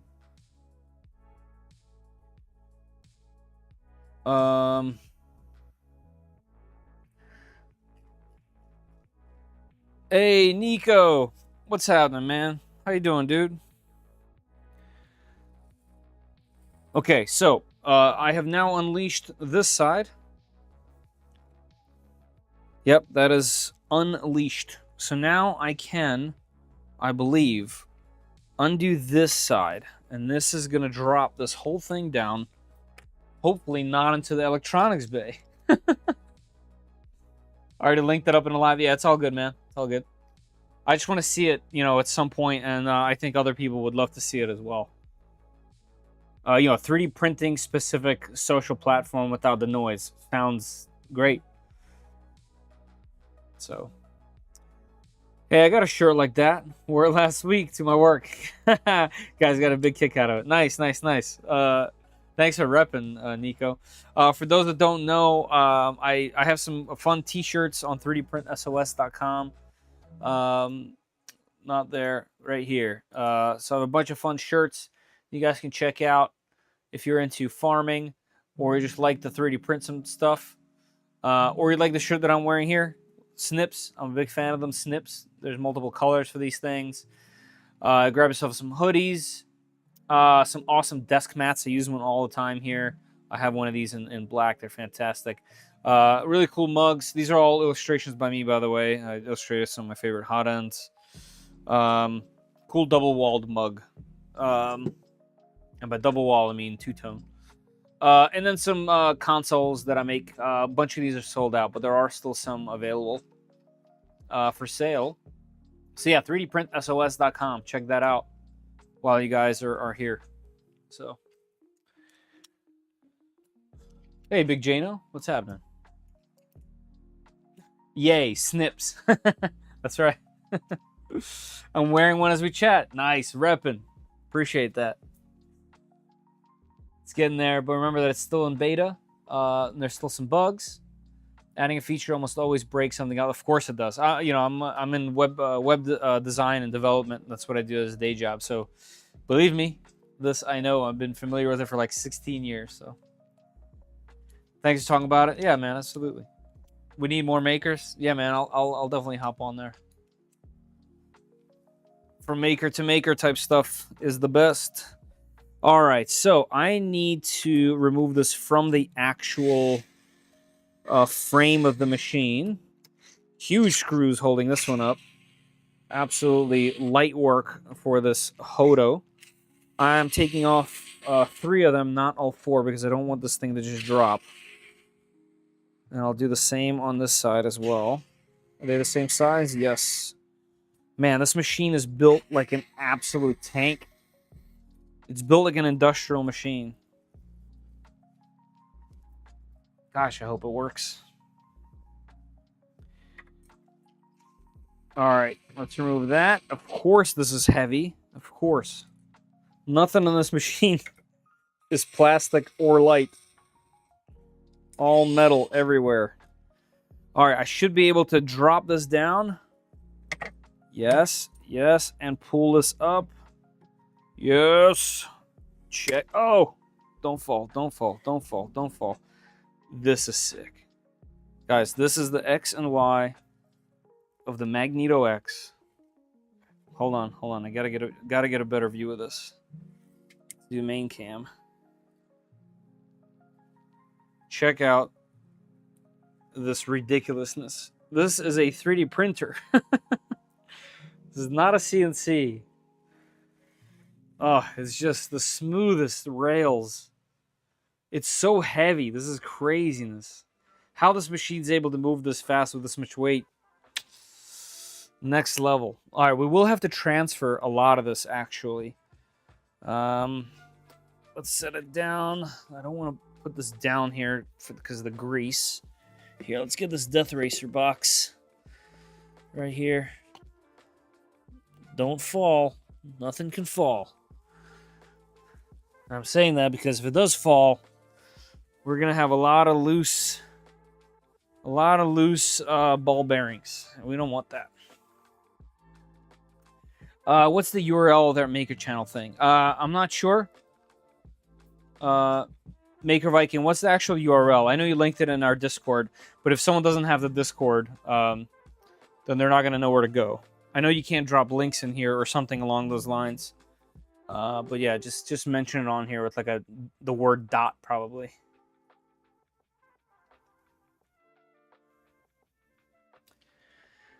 Sure does look heavy enough to be in CNC. 100%.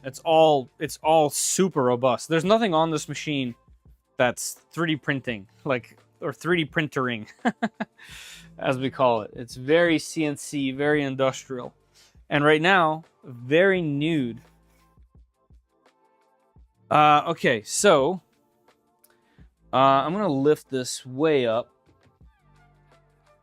Let's go to about seating height on the table.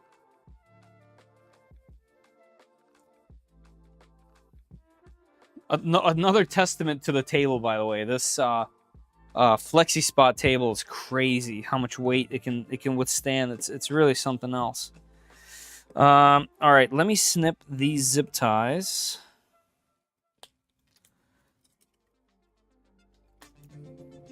Okay. Then let's take a look at how we should be assembling this. I believe. Go here. I'm going to move the camera. Guys, so just so you're aware, we're going to have some motion. Of course, that's way more than I expected it to, because it fell. Hold it. Hold up. There we go, like that. And face it down. And now we can zoom back out on this. Like that. Okay. All right. Wow, this thing is huge. It's freaking ridiculous. I have no space. No space. All right, this cover I can definitely move further away.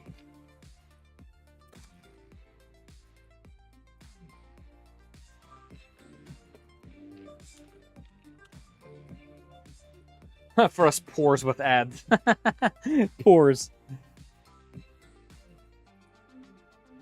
TinkerAtlas.com. All right, cool. Cool.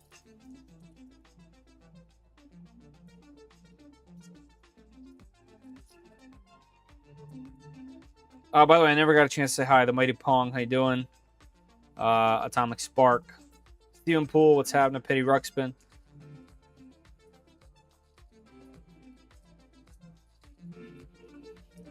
Hey, I get motion sickness. Yeah, that's why I said, man, be careful. Hey, reprinted 3D. What's happening? One Arm Bandit. How are you? All right, let's throw these on there. I wonder why they removed these. Probably just so that it fits in the box a little easier.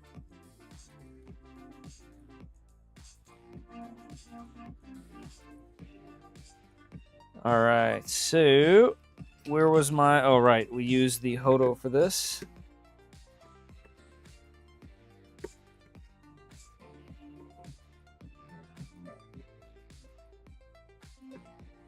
Okay, those are good.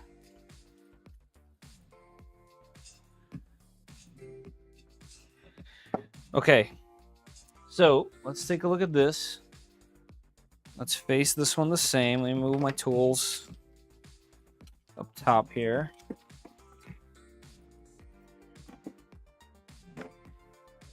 All right, so this guy is facing this direction.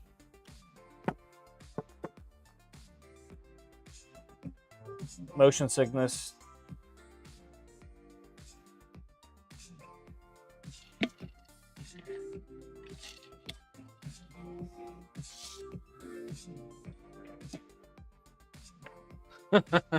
Zoomy. Hopefully this will fix the issue. Oh my god, yeah. I really hope so. Okay, so this should be facing me. That's the plugs. And then this part with the tool head facing in to my left, this should go here. And to put that there, this needs some hardware that I have on here. So I do have to take it apart. Oh, okay. I'll do it. I'll do it. Let's see, will this screw fit? No. Will it? No. Okay, we're going manual.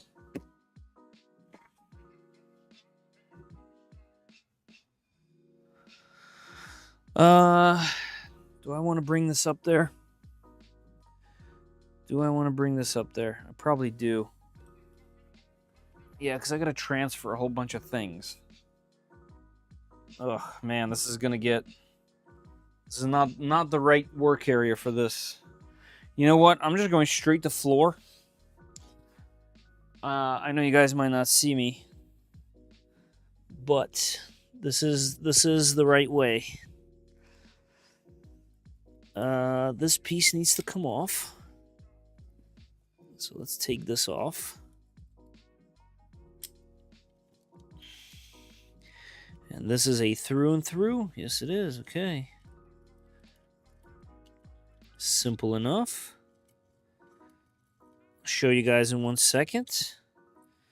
So this also goes on the inside. This is the mount. Beautiful little CNC parts. This is a mount for the X-axis to get mounted onto the other rails, or the Y-axis rather, onto the rails. And I'm going to leave this loose so that we can work out the alignment afterwards. We see a plumber's crack. Oh no. I'm going to get demonetized.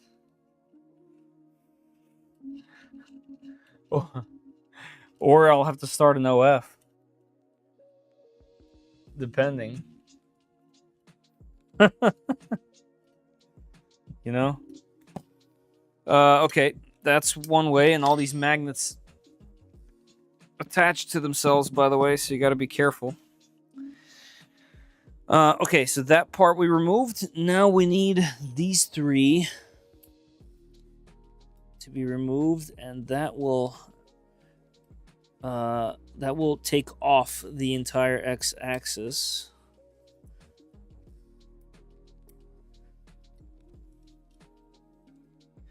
So let's do that. What time we got?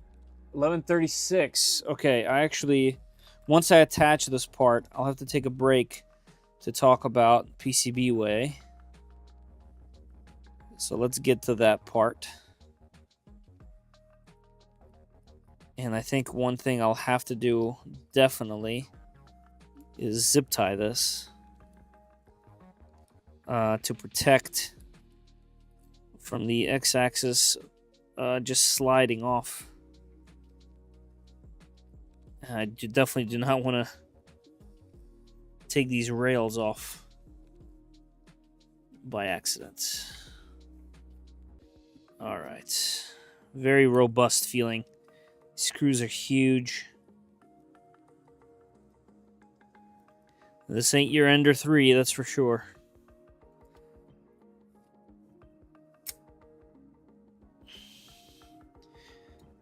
My tools keep getting stuck to the magnets. Duh. Okay. All right, this should take off this entire axis, which it did. And that gives us these bad boys. So I'm new to 3D printing, just got an Ender 3. Mark, I was just mentioning this ain't your Ender 3. Yeah, what we're messing with here is probably the most polar opposite of an Ender 3 as you're going to get. Not a bad thing. Ender 3 is great. It was my first machine. Used it for many, many years and made some amazing projects with the Ender 3. Don't let all these new shiny machines and social media deter you from making amazing projects on your Ender 3.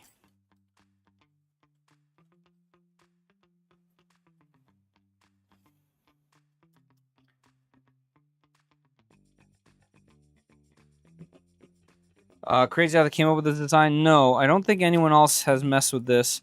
In the CNC world, this exists, but that's where it has stayed. On much larger machines than this. This is 300 by 400. So it ain't no slouch. But hey, there's 350 by 350 machines coming out. Easily. Alright, our X-axis ain't going nowhere now. Now we just have to make sure we watch our Y. Although, it looks like if I put these two in here temporarily, we won't have to worry about that at all. So let me do that. There we go. Now it has no chance to slide off. So that's a good thing. Okay. Zip ties. I need to zip tie that on the floor so that nothing slides off by accident. And we'll still be able to work on it. Because we do need to take off the tool head and the tool head board and all that fun stuff.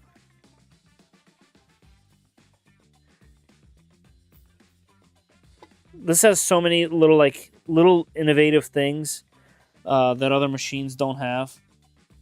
I'll show you one specific one in a second. It's the way that the fans mount. Let's see.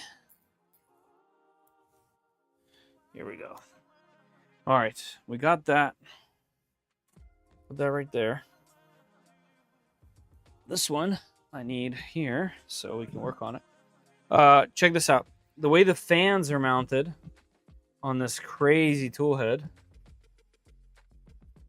is actually magnets. And they also have a height adjustment. Look at this embedded magnets on the CNC, in the CNC parts. And then this fan mount. So, bam, it clicks in like this. And they give you multiple hot ends so that if you put the shorter one on or the longer one, I think there's a longer one. Yeah, the 0.6 millimeters, even longer. All you do is you pop this off and you lower it down. That's it. That's just the cleverness of the design. There's so many of these little bits on here that are just like this. This spring mechanism makes it extremely easy to put filament in. This one's in the hot end, so I'm not going to be able to pull it. But for whatever reason, the lever here feels amazing in comparison to some of the other levers. But it's just things like that that are just like, man, it just seems incredible. This Lancer extruder is amazing, very impressive. And just the power behind this entire system is just nuts. This fan, the auxiliary fan that's on the side, is also insane. Oh, looks like my camera lost my face and it's like, hey, where you at, man? It's pretty slick. Yeah, definitely bearded. It's definitely neat, slick, all that stuff. My first machine was VoxLab Aquila that you showed off years ago. Yeah, that's right. VoxLab. I still have 2 of them. I still have 3. I have 3 of them still. I will at some point bring those back. So, Sigor, what's up? That's crazy. A lot of engineering. Yes, and that's why our previous Discord conversation I was having, I was like, listen, I know that they technically, with all this engineering, all this work, all this effort, they technically didn't make a better machine than some of the other machines. Like, let's just say a Bamboo, right? I don't know if you could compare this in any way, but let's just say it. Like, the Bamboo machine is still super reliable. It still prints really quickly. It's still very accurate. It does all the things. But this does none of it in a conventional way. And it does it as well. Is it better? Is it better because it doesn't do it in a conventional way? No. The answer is no. So that's the interesting part. Like, was this worth it? I don't know. It had so much hype. It's so cool. But did it do it? Did it make 3D printing better? Right now I'm replacing the entire X and Y. I don't know. It's really hard to say. And that's the problem, because I really love the way that this machine is built. I mean, I'm sure you guys can tell by the way that I'm talking about it, right? All right, so one thing I do see is I have to remove... I see an issue here. I have to remove this board. But the issue that I see is I have a missing piece right here, and it looks broken. That's going to stop us in our tracks. Right there is supposed to be a standoff, and that standoff is broken. That is going to kill this whole thing, and I'll tell you why. Because this board is soldered onto there. It's only 3 wires. I could technically desolder. I don't remember which one of these it came in, but I do have some damage from shipping. Yep, it's right here. It's right here. That broke off and pulled the PCB off. Ouch. All right. The level of bummer is so high. How old is that machine? Not that old. A year. It's a year old. It's a year old, and I've been chasing this problem for a little while, at least a few months.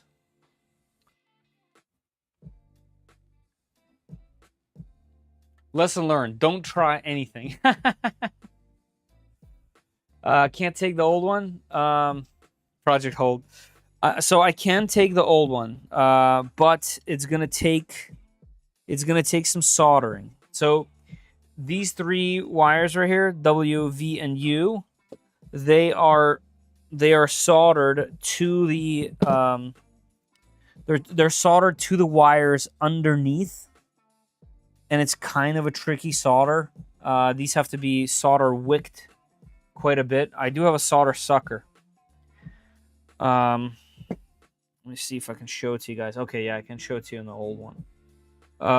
So yeah, these three things are soldered onto the board, and then the wires, right? Oh no, I guess you can't really see them in there. They're in the middle, and it's dark. Wait. Wait. I gotta get the angle just right. This way. Now shine that in there. Wait. No, I can't get the angle. Anyway, just take my word for it. There's three wires in there. Man, what a bummer. Anyway, I can do that. I can do it. I have a solder sucker, and we're gonna get it done, I think. W, V, and U. They should be labeled the same.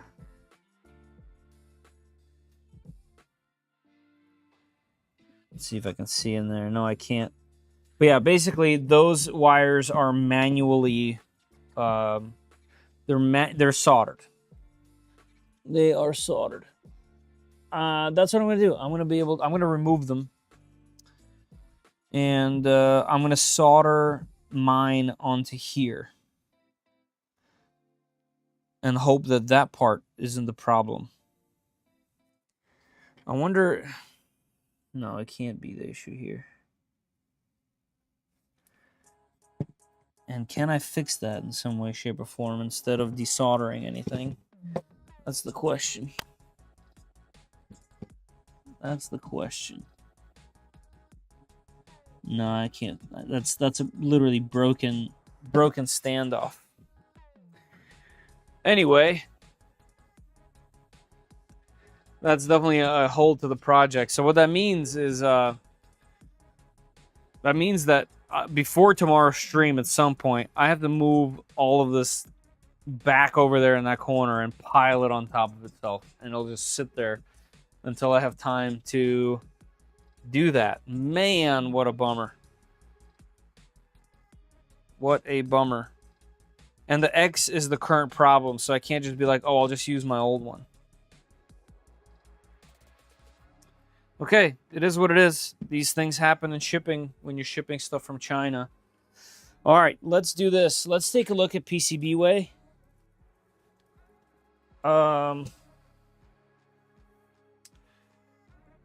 And think about the choices that I make in my life.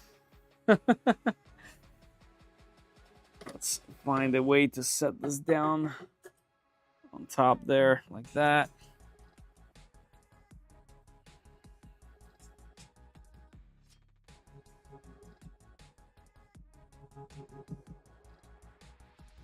Let's see, that can go like this. That can go like this. This thing can go like that. Okay. Fun stuff.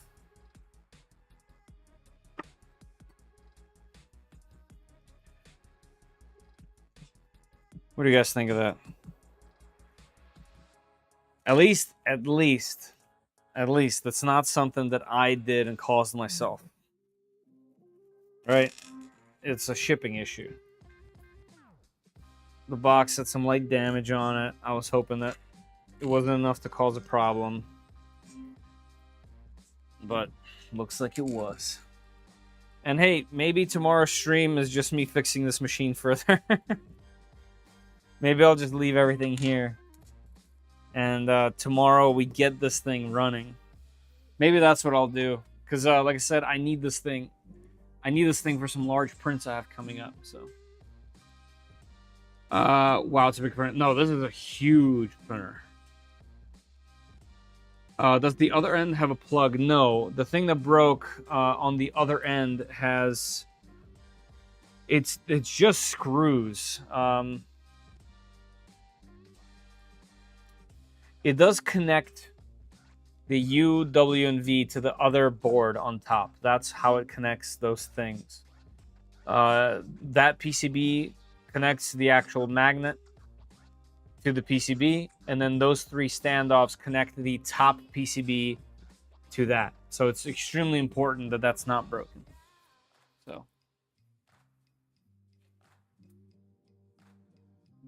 Zumi, I have a broken standoff, a broken shipping, and it stops us dead. So.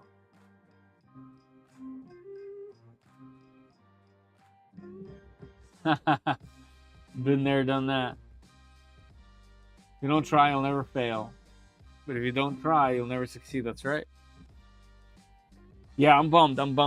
I can't blame them. You know, it's a shipping issue. It happens all the time. It happens with everything. So I can't fault them for it. They literally sent this to try to help me. Anyway, we have about 9 minutes left before the giveaway. Let's take a look at PCBWay. They sponsor a portion of this stream. And there's some really fun stuff that I want to take a look at. So we'll go to the browser view like this. So I will be doing some project with them. I do need to have some things milled. I'm thinking maybe even titanium. We'll figure it out. I have a smaller project that I'm going to order from here. And when it's ready, I'll probably do a video on it. As in like ordering and doing that whole thing and then getting it and checking it out. But also a larger project that I want to work with them on. But that's not what I want to talk about. You guys already know what they do. You guys see this in a million videos all the time. There's a reason why they're so popular with makers. It's just a great service, and we have nothing else like it. There are competitors, but not quite this vast. This is CNC, 3D printing, any kind of PCBs, whether they're flexible, double-sided, layered, whatever you might want. Rigid flex.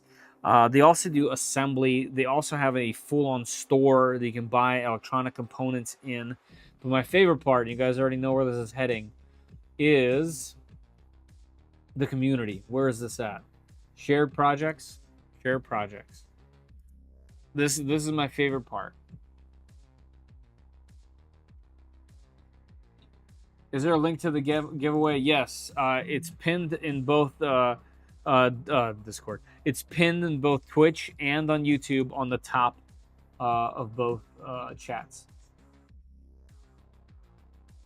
When you get a chance, use their metal 3D printing service. Also, I could get it metal 3D printed, which is probably more in line with the channel also. Maybe both.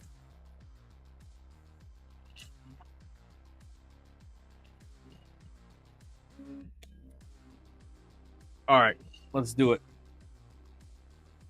So the reason why I always like to show this part off is because I don't think many creators show this part off on PCBWay, and I think it's really neat. This is a place where you can share your own projects that involve PCB in some way, shape, or form, or 3D printing, or CNC machining, whatever it might be, as long as they can kind of put it together and build it, and you kind of have the reins, almost like any, where you put in your own 3D printed files, like printables or MakerWorld or whatever. You know how you like write a description, add photos, make write a small section of what you did, that type of thing.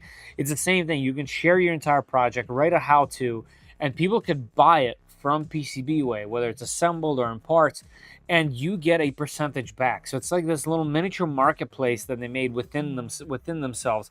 And you can also link to their store, so you can just add all the stuff to your cart and buy the thing for your project. And I just think that that's really cool. How to make a power bank at home, power bank module. All Are you looking to build your own DIY power bank at home? Is this in this blog post? We'll show you how to create powerful and efficient power bank modules. So that's kind of interesting. So you'll be able to, like, that's a fun project. More bass, treble, and volume with PT2313 DSP. Nice. Okay. Let's see if there's something that has to do with 3D printing as well, which is what I always look for in this. So these are the ones that are, projects of the week, and all kinds of things, but you can also go by category. So let's go to 3D printing and see if there's some new fun ones in here. I vaguely remember these, but they're trending. So let's go to maybe views. Let's see by views. Filament maker from PET bottle. Interesting. The Tad Boy Color. Man, I kind of want one of these, but I actually never had a Game Boy Color. I went straight from my original Game Boy straight to the Advance SP. Back in the day, I kind of skipped over it. So there's no games on the color lineup that like speak to me enough to spend this much money to go this route. This is an insane project for those that don't know. It takes the original components and hardware like chips and board, the parts of the board from a Game Boy Color, and puts it into this tiny little beautiful package. You do have to have some serious electronics chops because you do have to put components onto this thing, like OEM components from the Game Boy Color, because this is not an emulation device. This is uses the real hardware onto a modern PCB. So this thing is no joke. Yeah, the Tad Boy Color is sick. But yeah, you can make the shells. You can even make them out of metal, which is just insane. Yeah, they have other projects like the Frog Boy. Frog Boy's kind of cool. So the Frog Boy Color takes the shape of an Advance kind of, and also has this part on the bottom that kind of hides the cartridge area. So also a really neat project for sure. And this too uses actual components, which is just really cool.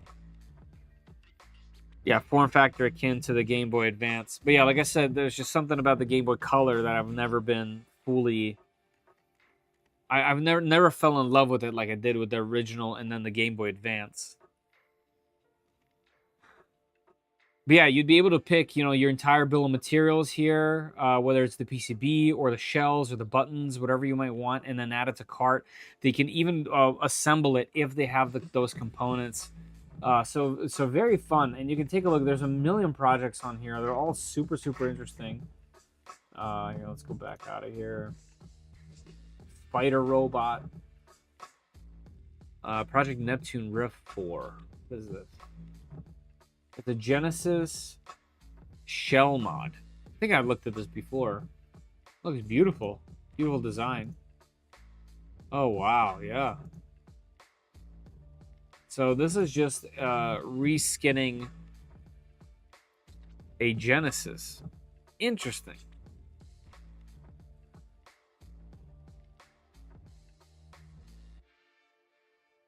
Neptune prototype. So it's not a reskin. It's making it look like a prototype. Extruder PCB board. I've seen a few of those. Nathan has robots. Nathan builds robots. Made his own little board like that. Really similar. Arduino motorized camera slider. So you can see you can really get carried away here with these projects, but they're really neat. This involves a shell and a little ESP8266, which, by the way, I have a few of those. Pet feeder controlled via Wi-Fi, also with an ESP8266. That'd be really inexpensive and super functional. Neat. So yeah, as you can see, you can add this PCB or PCB and assembly. You can download the Gerber files, mess with them yourself. There's a bill of materials. And then obviously people get a chance to write everything that they need. Here's the components. You can literally buy them from the store, from the PCBWay store. You can get everything here in one spot. In 3D printing, if you can't do it yourself, you can just grab it here. This little auger there with this is a microwave motor. I only know because my turntable that turns this thing is a microwave motor. Yeah, wiring diagrams. This is super cool. I love this part of PCBWay. Anyway, do we zoom in here? There we go. So yeah, that's PCBWay. Thank you, PCBWay, for sponsoring the channel. As always, I appreciate it, and I'm really looking forward to working with you on all kinds of projects because your services are great, and you know, the amount of people that talk about PCBWay speaks volumes about how great of a service this is. All right, so that's that. Hope you guys found that cool because I really do enjoy it.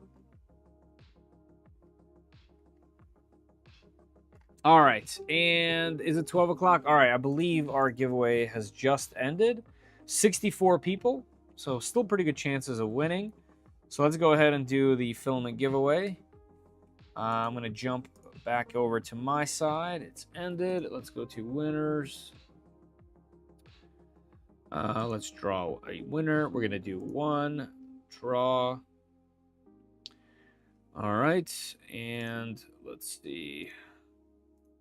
One roll of filament. Announce winners with a widget and avatar. Boom. Vince S.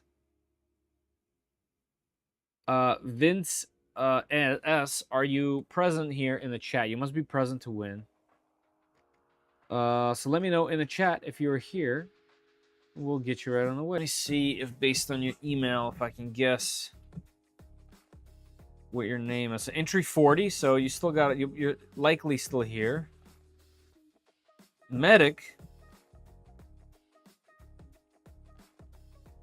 I don't know if you're the medic that I'm familiar with, but I haven't seen medic comment in a little while, so.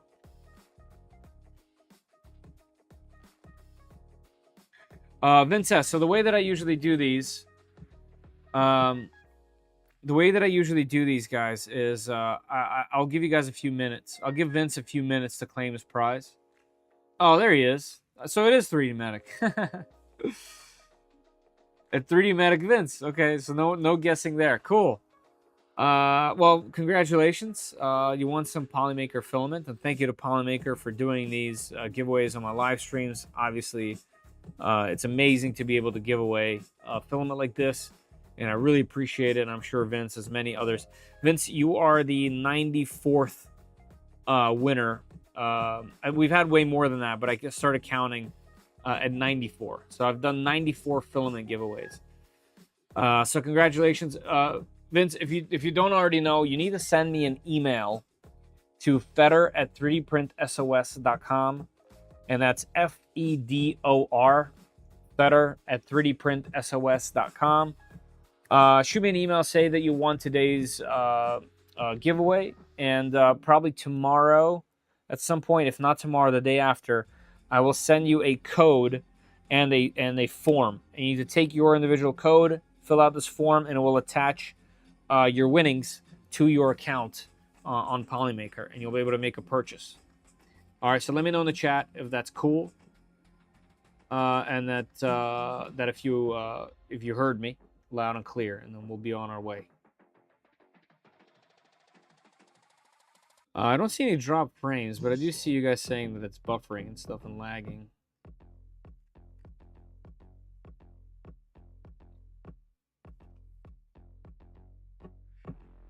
Sending now. All right, cool. Yeah, I'll get back to you as soon as I have some free time, and I'll be sure that you're on your way there and you can place your order. But yeah, thank you guys for that.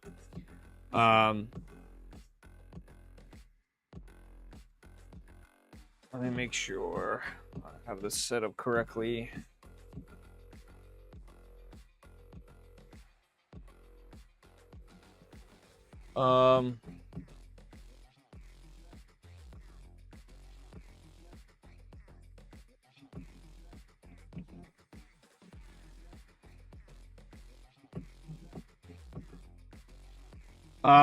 By the way, another huge thank you it goes out to Multiboard. I do need to make like a logo that goes above me here with them on there, but Multiboard does sponsor the whole channel.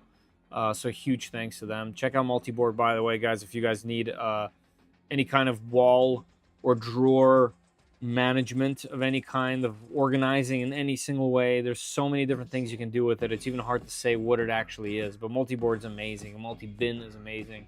I'll be doing a bunch more stuff with them for sure. So, not his first rodeo. That's right. Yes, I'd appreciate this too. And Toys for Tots, we'll be doing it again. We'll be starting some chats. If you guys see some messages in Discord about that, it is what it is. All right, so, man, what a stream. So I'm thinking, in order to save myself, my back, and a whole bunch of trouble, we will pick up where I left off today tomorrow, in hopes to desolder that board, put it on, and get it installed back on this machine and get this machine running. Vince, I already got your email. I think that's gonna be the move. I do think this fix is doable. Total bummer, but I think it's doable, and I think that's what we will do. Unfortunately, this doesn't move anything forward really. Like, I still have a million projects, but I need this thing done. And if I put it back there, it's just I've already had this thing apart a lot of too many times. And if I install this, well, I will install this. When I install this, if it doesn't end up working or the fault happens again, I'm gonna have to replace this machine with something else. I need a large scale machine to be able to print larger things, whether they're for the channel or personal projects. I need one, at least 400, minimum 400. And I'd really like it to be this machine. I love this machine, so I'm gonna give it another go. So you're getting your magnification glasses, soldering station back on. You got it. Yeah. I'm pretty confident with my soldering skills. I should be able to desolder it. But yeah, I'll tackle that tomorrow and see how far it gets. Well, that's sick. Maybe salvage it. I'd still reach out to them. Yeah, I mean, I have this stream. I'll just tell them to go to the whatever time this was, so they can actually see me figure it out live. That it wasn't just something I did or something like that, but it is what it is. One thing at a time. Yeah, I'm trying. I do really want to get this project done, the Death Racer. The Death Racer, it's not that I need it, like, it's not like the event that's coming up right now, but I know that that's another one that if I keep putting it off, it'll get too close, and then something will come up, and I won't have enough time to get it done. So I need to get that done as well. So those two are kind of looming, all while also needing to make a video, because I haven't done a video on the channel in a while, and I've been testing these machines so much. I have so much to talk about with them.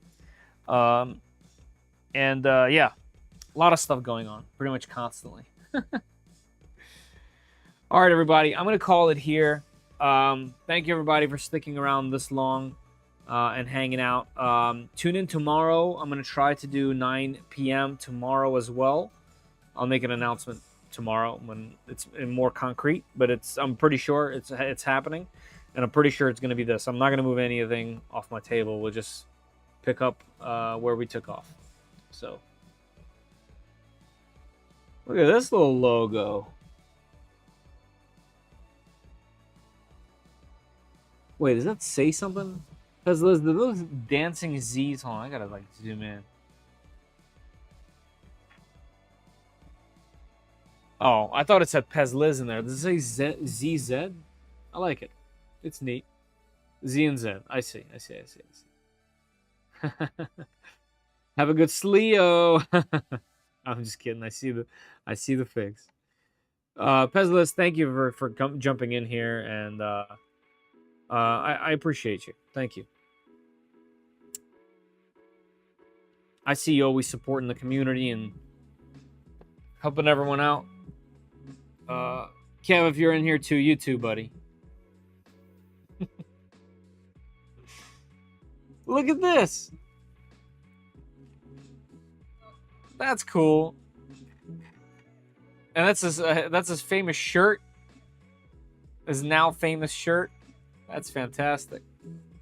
Resin is toxic. Man, I gotta get on these emoji games. Look at this.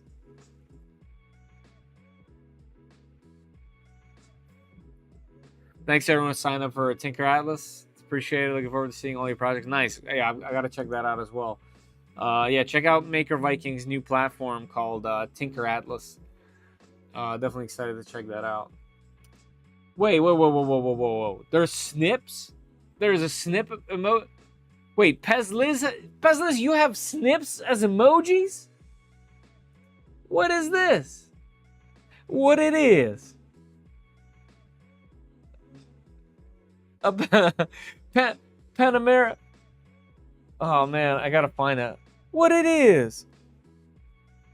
It was a wagon. It was not a wagon. It was a van. Panamera wagon. I don't remember what he said. I'm gonna botch that meme. That's cool that you have that. I like that. Yo, FISEC, get this guy a Venture XL. You know what I'm saying? I asked for one. They said that they already sent out all their review units. So I will not be getting a Venture XL. But believe it, I tried. Man. Going hard with the with the emojis up in here. Thank you, Keza. Appreciate that.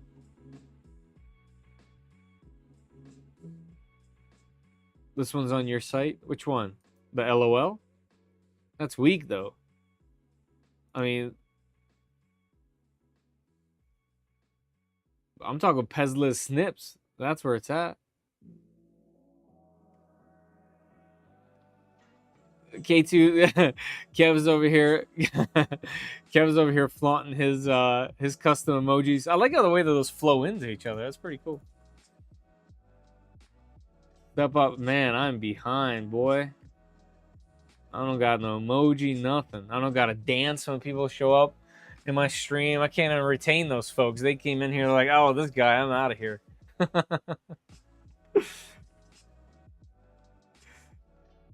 Knox, nice. I know Polymaker has a ton, don't they? Neat, I like it. Another CG. No, I'm calling it now. We did have a little disappointing shipping damage issue with a board here, but I'm gonna pick it up tomorrow. So if you're gonna be around tomorrow 9 p.m., we'll do another one of these. All right, everybody. I'm gonna call it here. You guys have a good night. I'm gonna get some sleep. Wake up, do all the drop off with the kids and all that stuff. Go to work, come back, dinner with the fam, and then I'll see you right here 9 p.m. All right, everybody. Thank you all for being here. Thank you for the support. Check out 3dprintsos.com. I'd really appreciate the support there, as well as the ability to get you guys something in return instead of just something digital. All right. All right, everybody. Vince, congratulations on winning. Thank you, PCBWay. Thank you, Polymaker. And thank you, MakerBoard. MakerBoard? I need sleep. I need sleep.